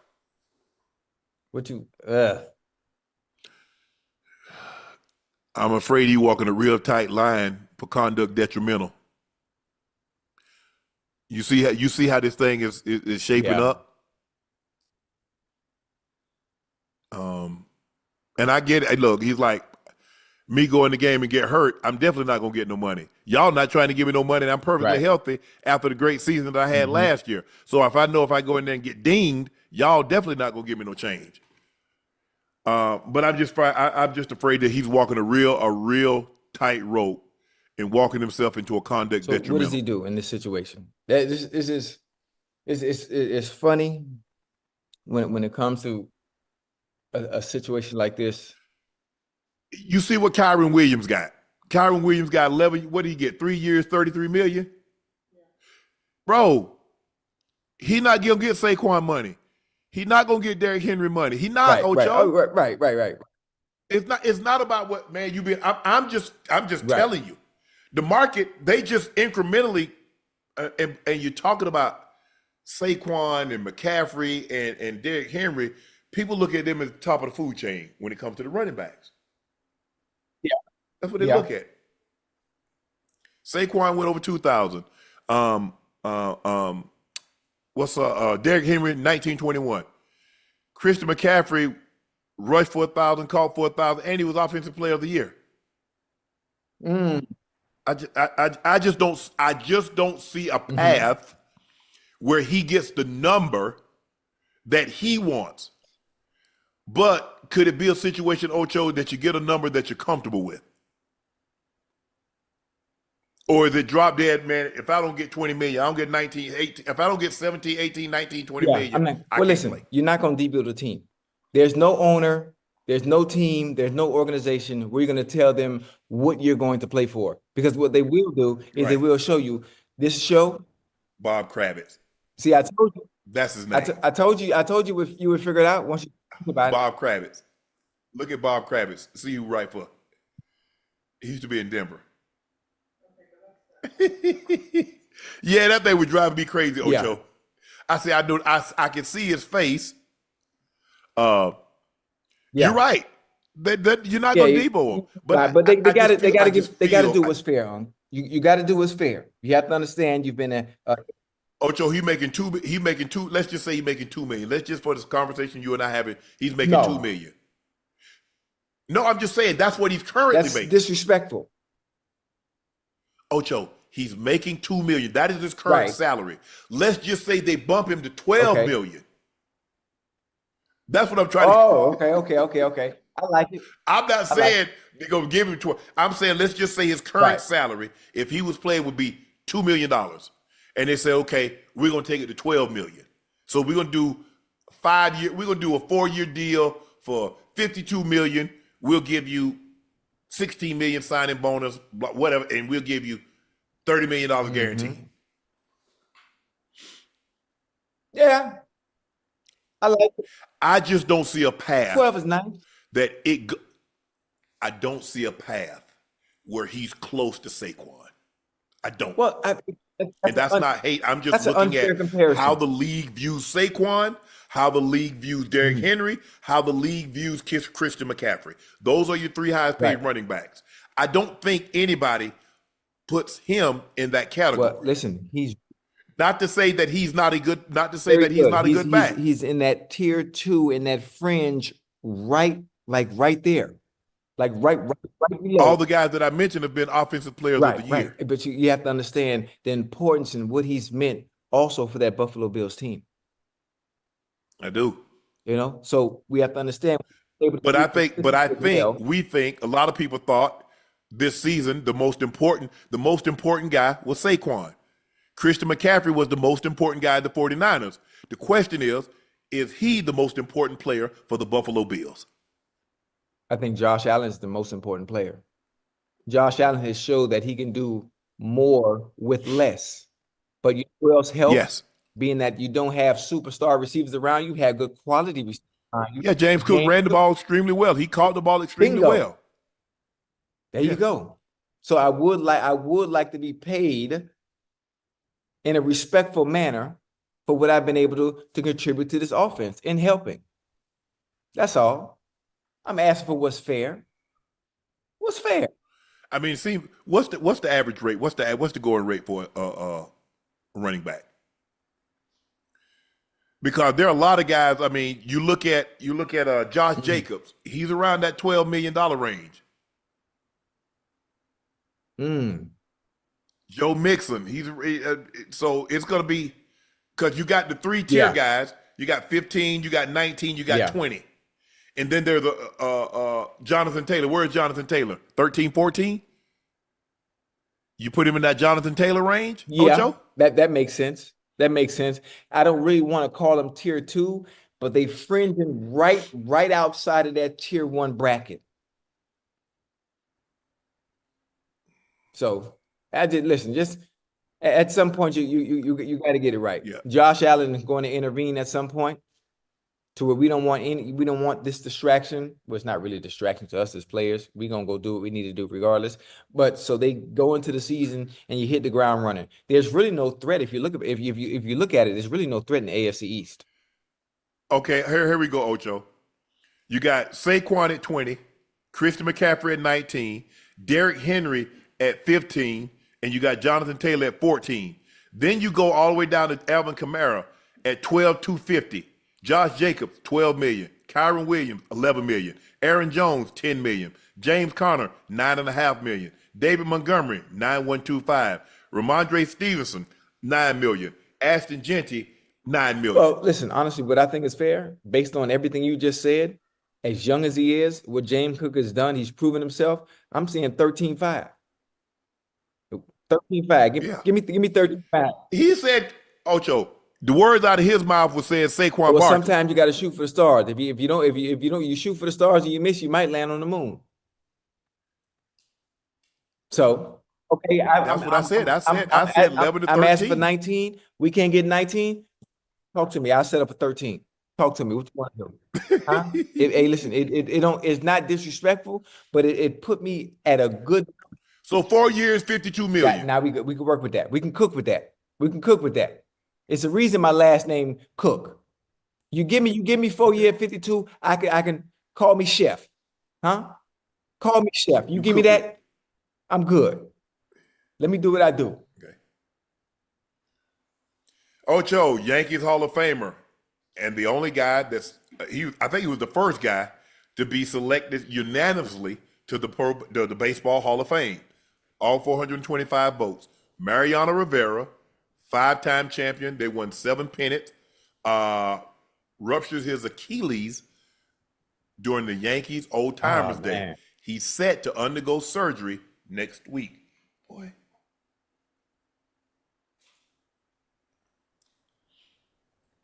You see, when people that's not used to doing things do that Yeah, all for of a a very sudden, long time. Yeah. you see? Yeah, he not active. Not active. I totally understand. Boy. Damn.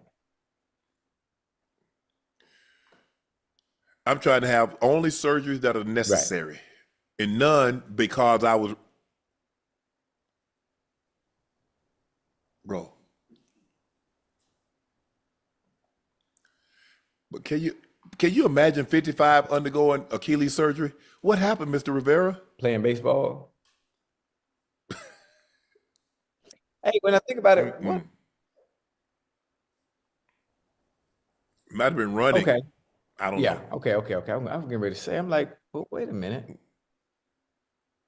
Yeah, stuff like that, especially if you haven't been active in a very long time, doing Oh yeah. not like Coming up to that, you got to start yeah. working out. Hey, I'm 4 months. Do a little bit of jogging each. All of a sudden, that you asking the body to do something it ain't done in a very, very long Yeah. time. That's Body say, stop playing with me. You know I wasn't gonna do this. Man, I feel bad for Mo. yeah, he gonna be all right. He's gonna be all right. The fact that he's gonna be all right, if even after surgery, that therapy, rehabbing, he has time to do it. Man, you 55, Ocho. Man, I ain't trying to be laid up like that. Hey, That's non-weight bearing for at least 4 months. what you doing anyway at 55? You A retired. lot. Guess what? I can't do anything now. I mean, at least at 55, I'm retired. I can do what I wanted to do. Guess what you can do now? Nothing.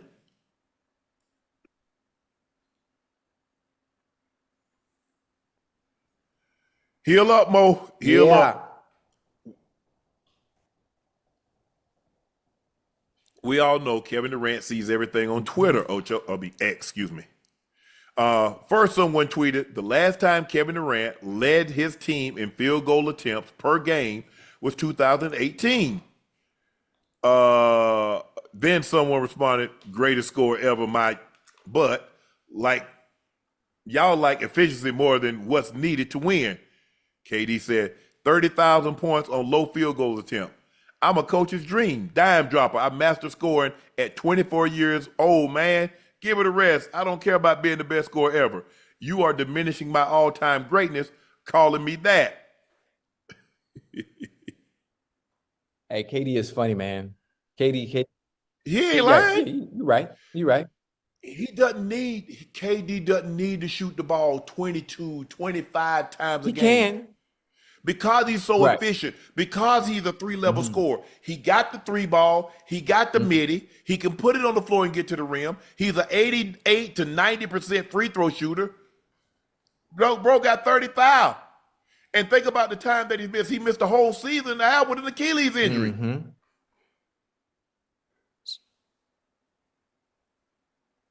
Yeah, that's crazy. What do you got? That is crazy. Bro, you just finding stuff up here to get into. But greatest score by y'all like official more than what's needed to win. Man, KD win. He's won. Yeah, But y'all make it seem, they make it seem like you're supposed to win the championship every year. I mean, you're not. Unless you're Bill Russell, I mean, but that ain't happening no more. You're never going to get what you got with Russell in the 60s. No. They won 8 straight. Ain't nobody finna win. You're not finna win 8 nothing straight. Not in the team sport. Not at all. Not at all. But listen, despite even with him not winning, as great as KD is, obviously most will give him that honor for being the greatest scorer of all time, which he is a pure scorer at that. I mean, you'll never be able to satisfy people. They always have a knock on you. They'll always be able to say something. The team you Yes. went to when you did win those rings, y'all were stacked. Or when you went here where you didn't win and you didn't bring them a championship. I mean, listen, it'll always be something in some narrative that they're going to make where people aren't happy to discredit everything you've done. Or try to. One or the other. Always. They always do that. So I just like the fact that KD is as big as he is as a player, as a superstar, he still engages with us small folks. He still engages with us small folks. I think that's really dope. LeBron does it from time to time. I'm trying to think, and that's about the only two people I can think of. Nah, Brian don't really respond. Let me ask you this: if somebody would have told you when KD was coming out of Texas that he'll be a guy that would be a 4-time scoring champ, he'll be 8, 10-time All NBA first team selection, he win 4 gold medals, he'll be a 2-time NBA champ, he'll go to 4. You're like, and he'd have at least 30,000 points. I could believe it. He took it. I could believe it. I could believe it. Because if you watch them play, even with my limited knowledge of watching the game of basketball, whether it be collegiate or the NBA, you can look at KD in college and tell, okay, that's something special. He's going to be something special. Yeah. And obviously, you're going to continue to improve and polishing your game as what he is now, one of the best, not only scorers, but 3-level scorers of all time. Yeah, for sure. So you knew everything you just named off in that resume with those accolades. You know what? That was expected. I mean, to me, you never know, barring injury, what it may be, but you can see why it is what it is now that it's towards the end, why it looks the way it does. You know, back in high school, I was a 3-level scorer too. I told that story before. I'm not gonna get into it again, but I'm just throwing that out there. Interesting. Yeah. Ocho, what is the best time zone to watch NFL football on Sunday? The best time zone? 10 a.m. Pacific time, 11 a.m. Mountain Standard Time, 12 p.m. Central Time, or 1 p.m. Eastern Time? I mean, for me, I always enjoy Eastern Time. I always enjoy Eastern Time, 1 o'clock, because it allows me to get up, go to the gym early in the morning, get my breakfast. You know, I don't have to rush. Get acclimated, come back, shower, boom, get ready, prepare the kitchen, prepare whatever meals I need, get me a nice cigar, sit on the patio, boom, flip the game on, 1 o'clock, Yeah. let's go. Yeah, Let's go. It was watching the games at 10 a.m. out here, boy. It took some getting used to. Yeah. Yeah, basically, by the time you, The game. Damn, let me get up. Yeah, I don't like that. By the time you want to get it, you sleep it in. Yeah, Because by the time you get up and take a shower, brush your teeth, take a shower, it's Time to go. 9:50. I mean, in a sense, it's kind of good if you are on the West Coast. You know, it's a little better, but I prefer 1 o'clock because I can do the thing necessary I need to do on a Sunday morning. Sometimes go to church. Sometimes they go to church. Sometimes they got to sing in the choir. You know, sometimes I have to deliver a message. I got to go up there and speak to the congregation. You know, you didn't know I was the junior deacon, huh? No. I'm telling you, every Sunday. That's why I like. Oh, you Chad Johnson Jr.? No. I'm the junior deacon. I'm an ordained pastor down here in Miami. I'm an ordained pastor. These are passions and hobbies that nobody knows, that I never had the opportunity to talk about, because people are gonna laugh at me. They're gonna laugh at me. They're gonna think I'm playing. But one thing I don't play about the good book. I don't play about the good book. I've studied for a very long time to be able to do what I'm doing now in the church on Sundays before NFL Sunday. I'm trying to figure who would go to that church. Oh, but we have a congregation. We have a congregation of 38,000. This ain't just no ordinary church. This is the mega church. I preach on the 3rd of every Sunday. The 3rd of every Sunday I preach. Hey, listen, one thing about it, I lie for you before I lie to you. Now, you know, I'm known to say some crazy things, but sometimes you just lie. Not really. I guarantee there are people in the chat that are from Miami that have been and heard me speak at that podium. Shh. Man, please. Yeah. Ocho, there was a German driver caught speeding 124 miles an hour over the Autobahn speed limit. Limitless speeds aren't universal on the Autobahn. Parts of the motorway are subject to speed limits. This section had a speed limit of 100 kilometers per hour, which is 74.5. So if he was going 124 Right. over, he was traveling at almost 200 miles an hour. The motorist was fined $1,000 and banned from driving for 3 months. If you get caught in the States and you going almost You going to 200, jail. you first of all, they call those excessive Yeah. speeders. If you 30 miles an hour over the speed limit, and if you 100, you definitely going to jail.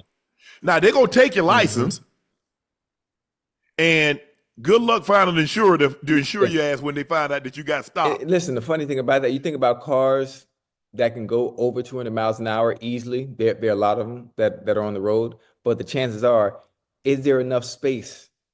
Is there enough time? Is Clearly there it enough was. stretch to be able to get to that speed without having to dodge traffic or dodge somebody or something like that? Yeah, I don't want. You dodging death when you go that every fast. time. That's what you. That's what You you're ain't dodging. dodging. You playing with it. You playing with it. You dodging Listen, life. it take one thing to go wrong. What happened? A flat a tire, bug- it's over. I would just get ready to say that. A bug hit your windshield, it's over. Who? A bug. Anything. I ain't say no bird. I said a bug. Oh man. They need. You know what they need to do? Bug?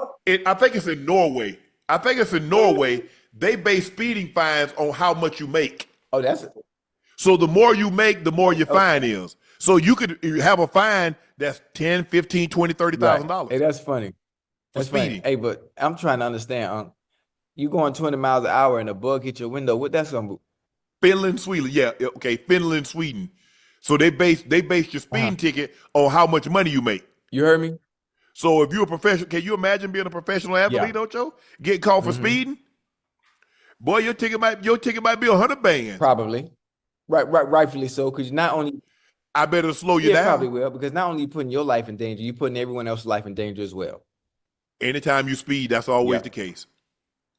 But at the time when you're doing it, Ocho, you don't think like that. Nobody gets in their car like, you know what? I'm inebriated. I'm under the influence. I'm speeding. You know what? Something bad can happen. You don't think that. Because if you thought that, now obviously there are people that are, have some dealing with some things or some issues, and they just like throw caution to the wind, like whatever happens, happens. Or you try to take as many people, you get on it and you go the wrong way, hoping to cause an accident. But no. Do you understand that when you're traveling at that rate of speed, how focused you have to you be? gotta be locked in. You gotta be locked in. Not only you have to be locked in driving that fast, anything over 200, you got to be able to drive offensively, and you got to be able to drive defensively. Yeah. That's definitely hard to do. And you need a car that don't have power steering. Listen, that thing got to be so tight. It's got to be like you almost driving a tractor. Basically, and there's no room for error. No room for error. Zero. At that rate of speed, it's over. Ain't no catching it. Ain't no catching it. This joker going 124, so he's going. What, 124 kilometers? So he's driving 75 miles an hour. That's it? So he was going 100. So he was going 124 miles an hour over the 74. Okay. So he was basically going 199. So 200. You going 200. Okay. Understandable. Hell, I'm trying to figure what kind of hypercar he got. Well, it's a lot of them go that fast, huh?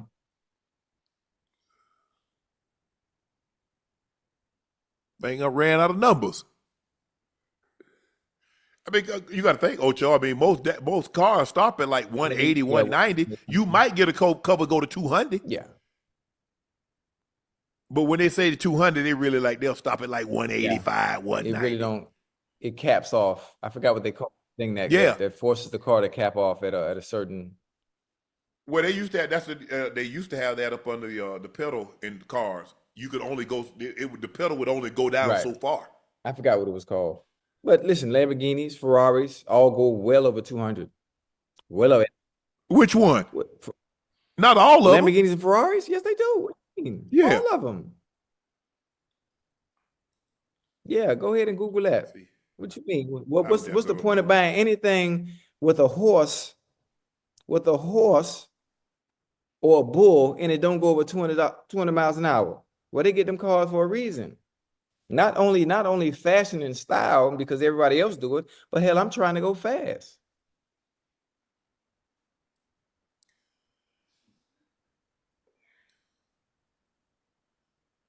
A governor, that's it. That's the name of a governor.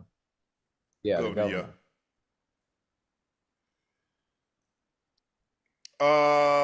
They have here's the Ferraris. The F12 Berlinetta will go 211. The Ferrari 812 Superfast will go 211. Ferrari's F9, the SF90 Straddle and the SF90 Spider 211. And the Ferrari F40 was the first Ferrari production car to reach 200 miles an hour. So they only got like 4, Ocho. Well, here, hold on. I got an F8. My Spider I can get 200 in my Spider. No, you can't. Unless you're going to get out and start pushing it. That F40 is bad, man. Ooh, that's a nice looking car. But no, they got a hyper car that go like 248. I don't want no part of that. I don't want no part of that. I don't want no part. The funny thing about it, everywhere I go, I don't speed. I drive. I barely go over 60. I barely go over 60 because I'm relaxing. I'm listening to Sinatra. I'm listening to blues. I'm listening to classical music. You know? Smoking my cigar. 2029 Ferrari hypercar lineup includes the Le Mans hypercar F80. Let's see it. Chilling. I don't understand why people speed. Where you trying to get to? You should have left home early. I don't speed. You know, I go places with my kids. They don't want me driving because they know it's gonna take me a while to get there. That's why I leave everywhere, wherever I have to be. Sometimes I leave an hour early. If I got a flight to the airport and I know my flight is at 3 o'clock, I leave home at 1 o'clock because I know I'm gonna drive slow. I don't want to rush. I want to relax. I want to sit back and chill. I want to smoke. You know, I want to enjoy my coffee. Chilling. Yeah. How close are you to the airport? 27 minutes. Either one, either Miami or Fort Lauderdale. I'm right smack dab in the middle. 27 minutes. A radioactive wasp nest was uncovered at South Carolina's nuclear facility. The nest had a radiation level 10 times what is allowed by federal regulation. How the wasps get? Now we got others. Now we got to worry about radioactive. Well, I already got to worry about the joker stinging me and swelling up. Now he radioactive. They did. Now he a nuclear wasp. They just reporting stuff, huh? No, good and well that wouldn't survive if that were true. It just show me video evidence. Show me visual evidence of such. No, they just reporting it. You know, one thing you can't trust. You can't trust them folks. You definitely can't trust them folks. Because if said wasp nest was in there where you know it shouldn't be able to survive due to the nuclear radiation, there would have been video. There's video for everything else. There's cameras everywhere. Show me there's a wasp nest in there. Them folks. No, that's a hornet's nest too. That man, that's probably AI.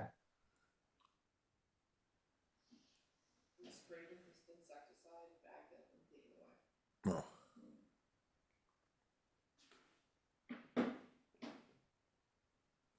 Well, the insect that kills the most people are mosquitoes. Yeah, them boys don't. Malaria. Them boys don't play, boy. Boy, especially down here in Miami too. West Nile, Zika.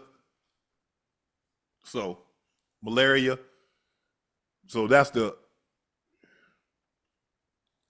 7,000 worth of Labubu dolls were stolen from Los Angeles, authorities say.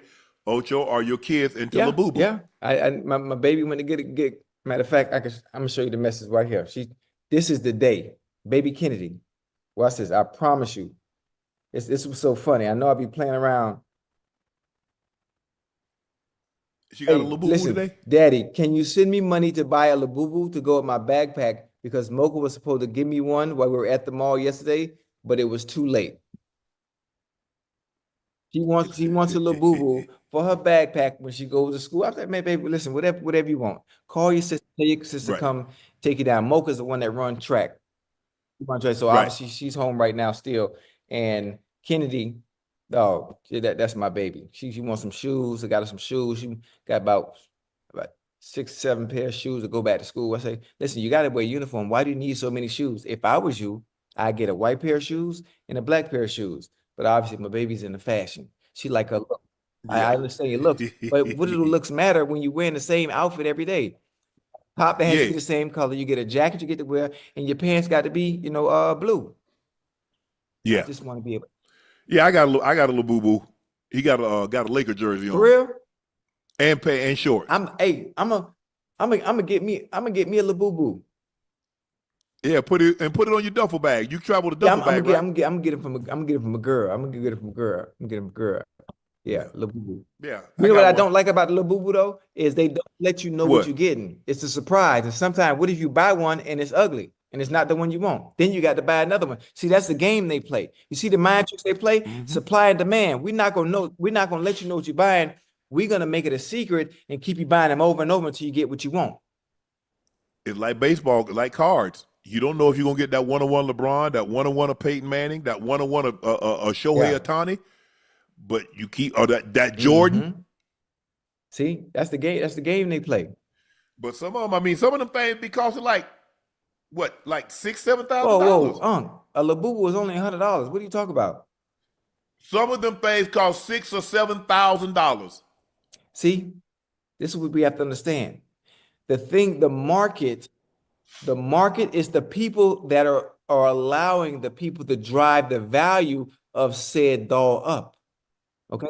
It's not a $6,000 or $7,000 doll, but because everybody jumps on the bandwagon of trying to attain such when it's a wave, it's a fad, it's in right now, then they're able to drive the market up and say something that costs $5 to make is worth $6,000 or $7,000. Hell, I can go right to Walgreens and get me a little doll and put a keychain on the end of it and call it a Labubu. Yeah, but it's the same thing. When I was growing up, Cabbage Patch Oh, dolls. what you know about Cabbage Patch? They were the What you know about craze. Cabbage Patch? What? Teddy Ruxpin Yeah. was the craze. And y'all remember Tickle Me Elmo? Hold on. What about there was no better craze than the goddamn Furby. Remember the Furby? Boy, Yes. the Furby was hot. And what was the recent one? The little one, the Beanie Babies. Oh, yeah, you remember they Beanie was Babies? ugly. They was ugly. Yeah, I remember the Beanie Babies. Hey. And them Furbies was crazy, boy. So that's the market, like you said. And Cabbage Patch dolls originally came out, they were probably like $20, $30. And the next thing you know, you paying $100 or you paying $150, $200 to get a Beanie Baby. And that's all on us. That's all on us. Yes. Supply and demand. Well, hell, we got the supply, but the demand is higher. So you know what we can do now? We can mark it up even more. Now you're paying for. Well, what's that, Unc?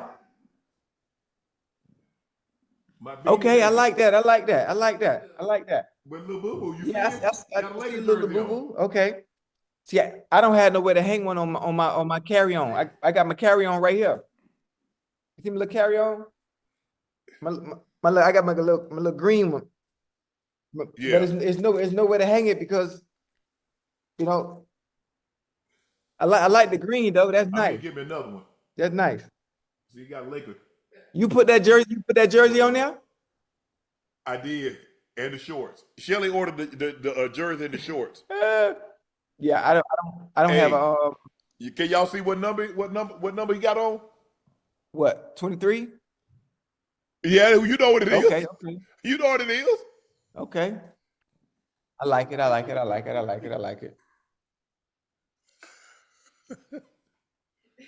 Yeah. Yeah, but Ocho, I remember Cabbage Patch, Teddy Ruxpin, Tickle Me Right, Elmo. right.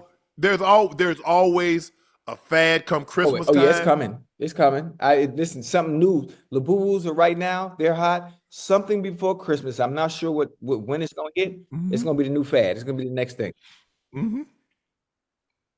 So, and you just gotta pay the market. Cause guess what? Them kids want them. Yeah. You want to become wealthy? Create something to kids. That's why animation does so well. Because the kids want to see it. Somebody got to take the kids to see it. So they got your big grown ass sitting there with the kids. Yeah. I like animation. Yeah, I like it too. It's cool. It's cool. Yeah. It's cool. It's cool. All right, Ocho.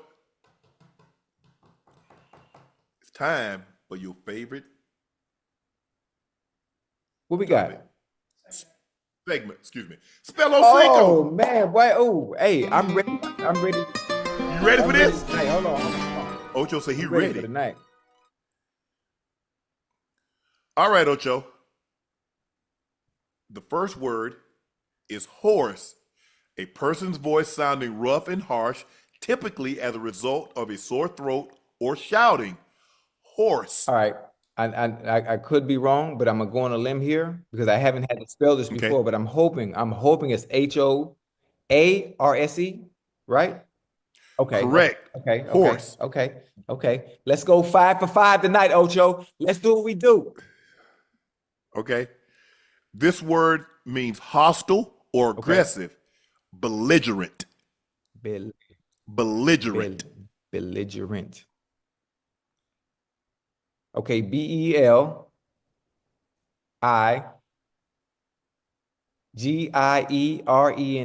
Talk to me. BELLIGERENT. Belligerent. Okay, my bad. Come on, Ocho. Reservoir is a large natural or artificial lake used as a source of water supply. A reservoir. RESEVOUIRR. RESERVOIR.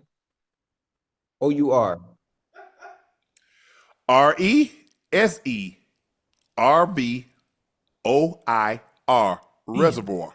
Hey, that was a good one right there. You got me right there, boy. You tripped me up. All right. Presumptuous.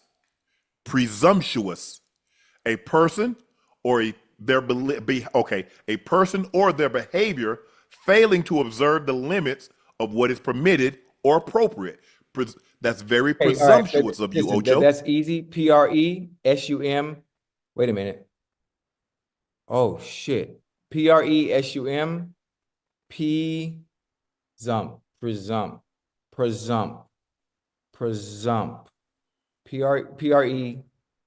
Oh my goodness. Come on, Ocho, man. Come on. Don't ruin the spelling like this tonight. PRESUM. Some P. Choice. TOUOS.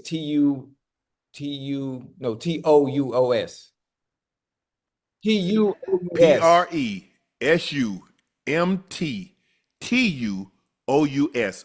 Presumptuous. Wait, ain't that what I sounded it out the right way though. You sounded it right, but you spelled it wrong. God damn it. This is Mnemonic. embarrassing. Yeah. The last word is mnemonic, a device such as a pattern of letters, ideas, or associations that assist in remembering something. Mnemonic. Like when you spell mnemonic, it's one thing that's not going to trip me up and I'm probably going to get right, even though I'm probably going to spell it wrong. Is mnemonic is probably spelled like pneumonia. You hear me? Now, see, I'm trying to show you how smart I am and where I'm going. Yeah, you good it too, Ocho. I don't know how to spell. Show them how smart you is, Ocho. Listen, I don't know how to spell mnemonic, but I know it starts with a P, starts with an N. And I'm gonna go out on a limb. Mnemonic. I'm gonna just say PNEMONIC. Mnemonic. Am I wrong or am I right? You're Damn. wrong. See,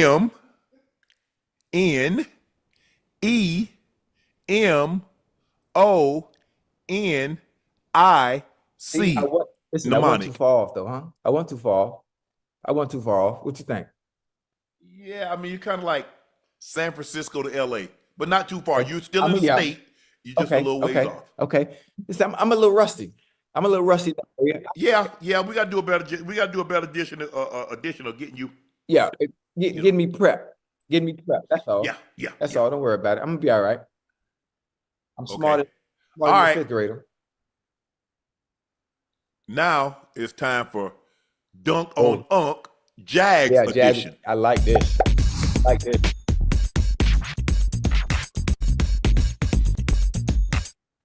Yeah, yes, sir. You ready?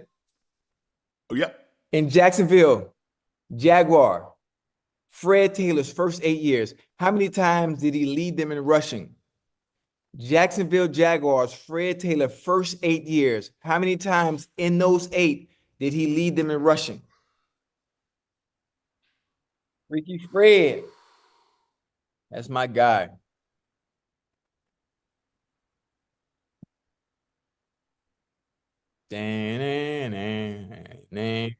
Oh, wait.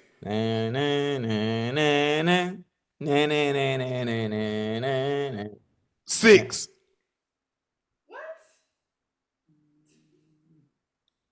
6.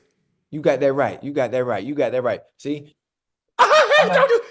www.email.com. I'm on. I got the first word I spelled right too. And got the rest of them wrong. So slow down. I'm logged in.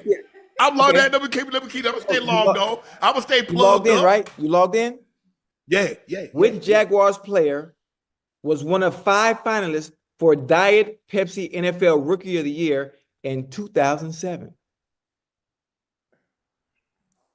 I thought you was logged on. Huh? You're not using fiber optic tape? 2007. 2007. Damn. Which Jaguars player was one of 5 finalists for the Diet Pepsi NFL Rookie of the Year? Huh? Yeah, talk to me now. Ooh, yes, sir. Mm-hmm. 2007. Yeah, I thought you was logged on. You lagging? I was. I mean, yeah, I was. You know, got a little glitch in the system. Glitch, huh? A little power that's outage. What it is. All right, we'll take your time, man. Matt Jones. Who?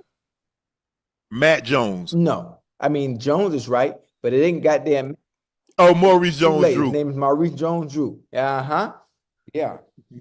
That's that good dial-up you're using over there. Anyway, here we go. Question number 3. When the Jaguars played the Packers on December 19th, 2004, what was the temperature at Lambeau Field? This is the game that. Oh Lord, it's not difficult. It's not difficult because it is because you know who doing this? This is Ash, right? I came up with these questions. No, this is Ash. I came up with these because I thought about. That's why she was so shocked that I got the first one right.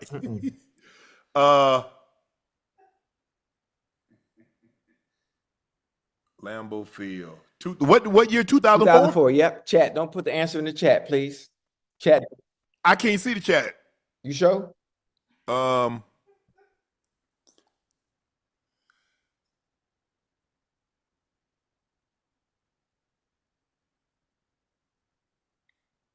Minus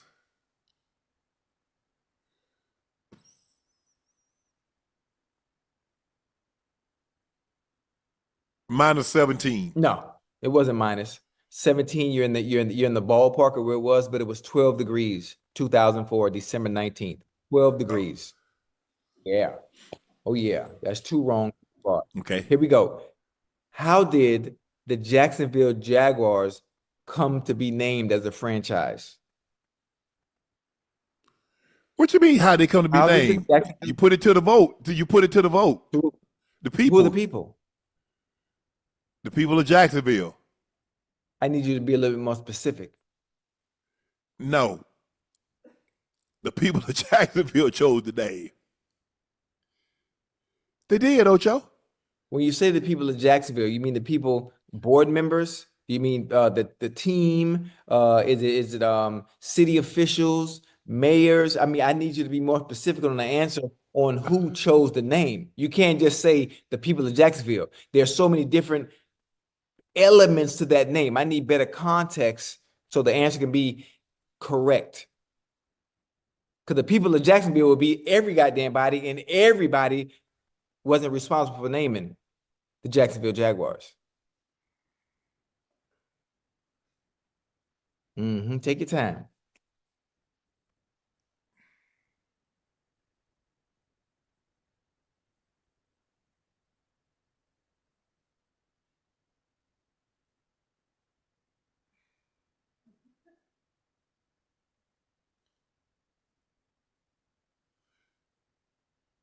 City officials. That is absolutely wrong. That is a good choice. You would think a franchise of that magnitude, especially a city, would be named by the city officials, but it was the fans. The Jaguars got their name through a fan.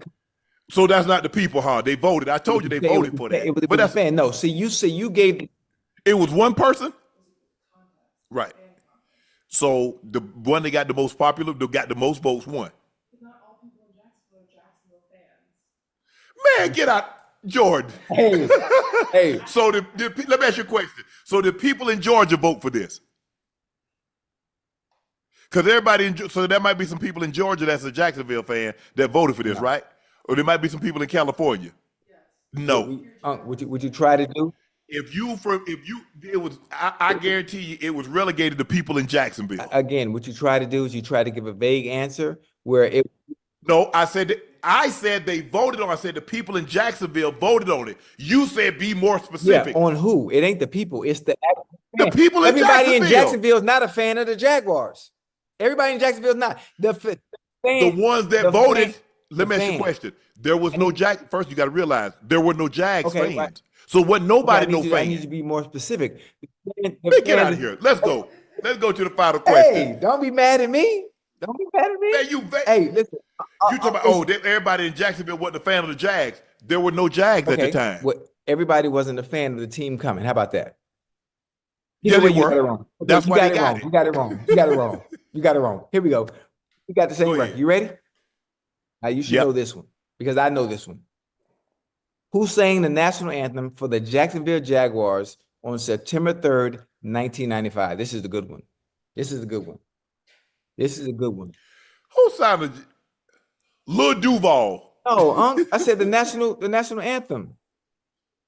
Yeah, I'm 1995. Oh, you gonna know this one. I mean, well, even if you don't, you're like, oh, shoot. No, I'm not. Jacksonville. Yeah.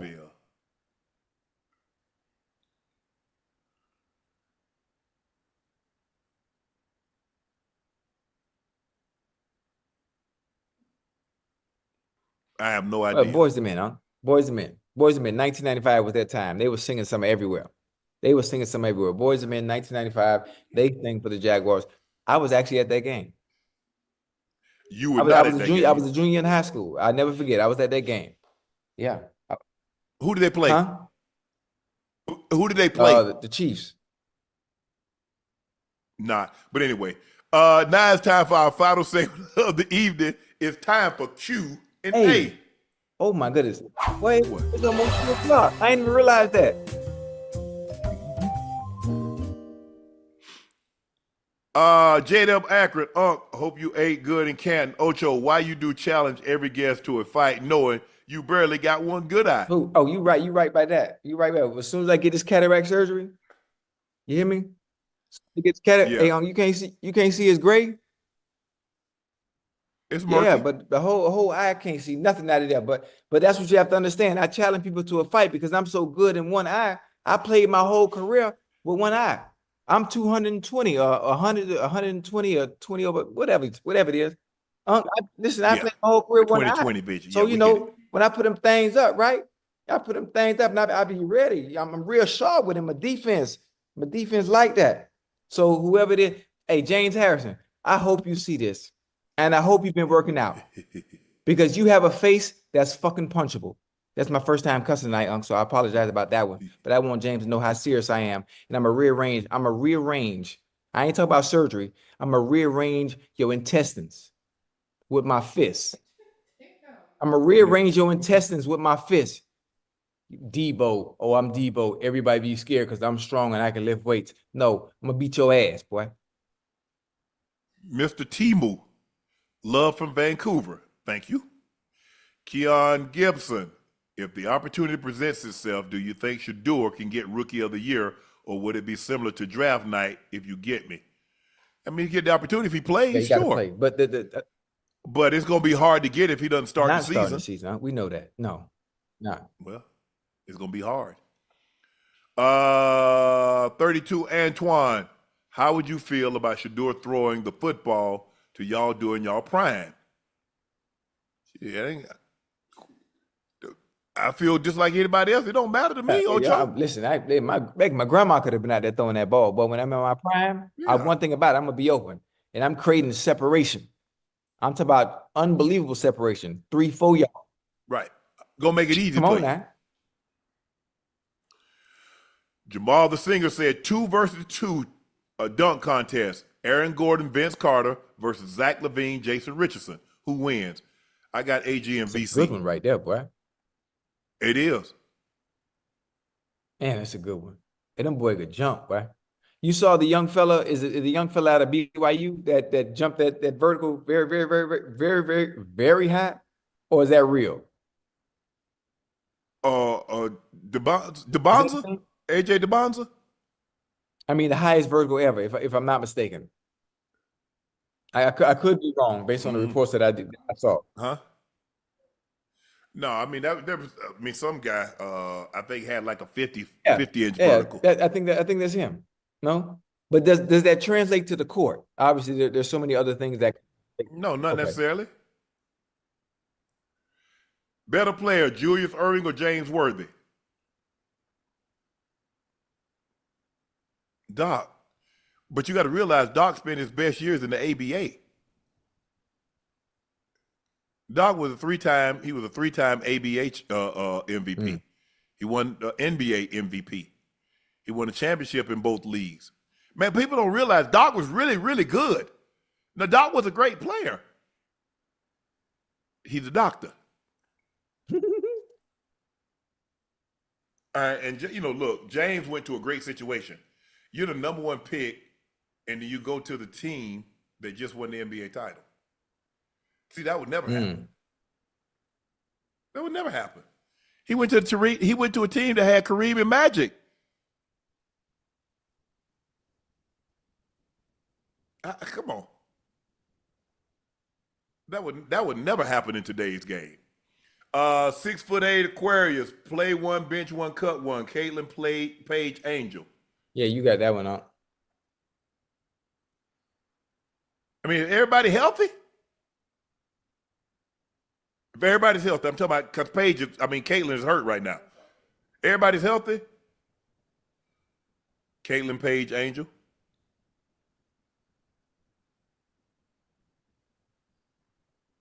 What?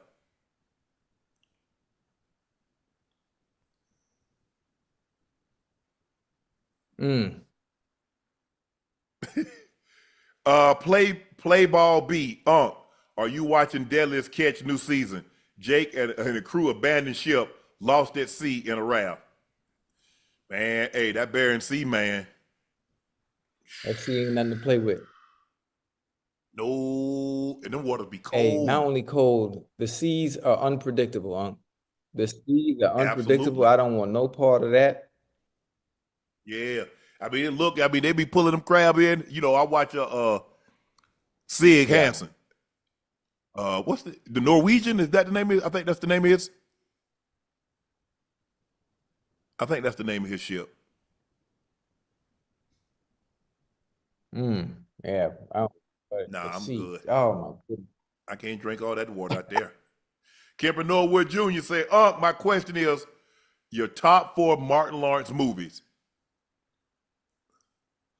Martin Lawrence. Life. Yeah, Life is up there. Blue Streak. Blue Streak is funny as hell.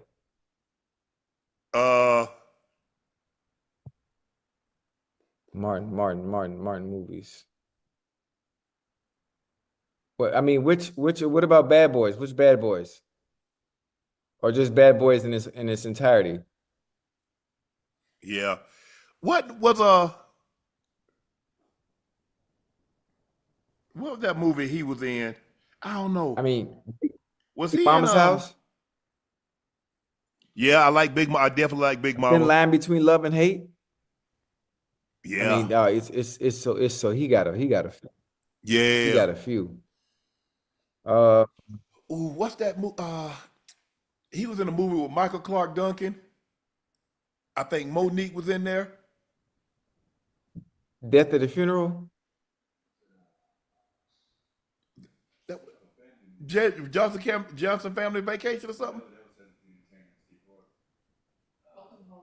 Wreckham Hall Roscoe. Oh, Scope. Oh, Welcome home, Roscoe Yeah, Jenkins. that's a good one. Oh, That's a good Scope. one. That's a good.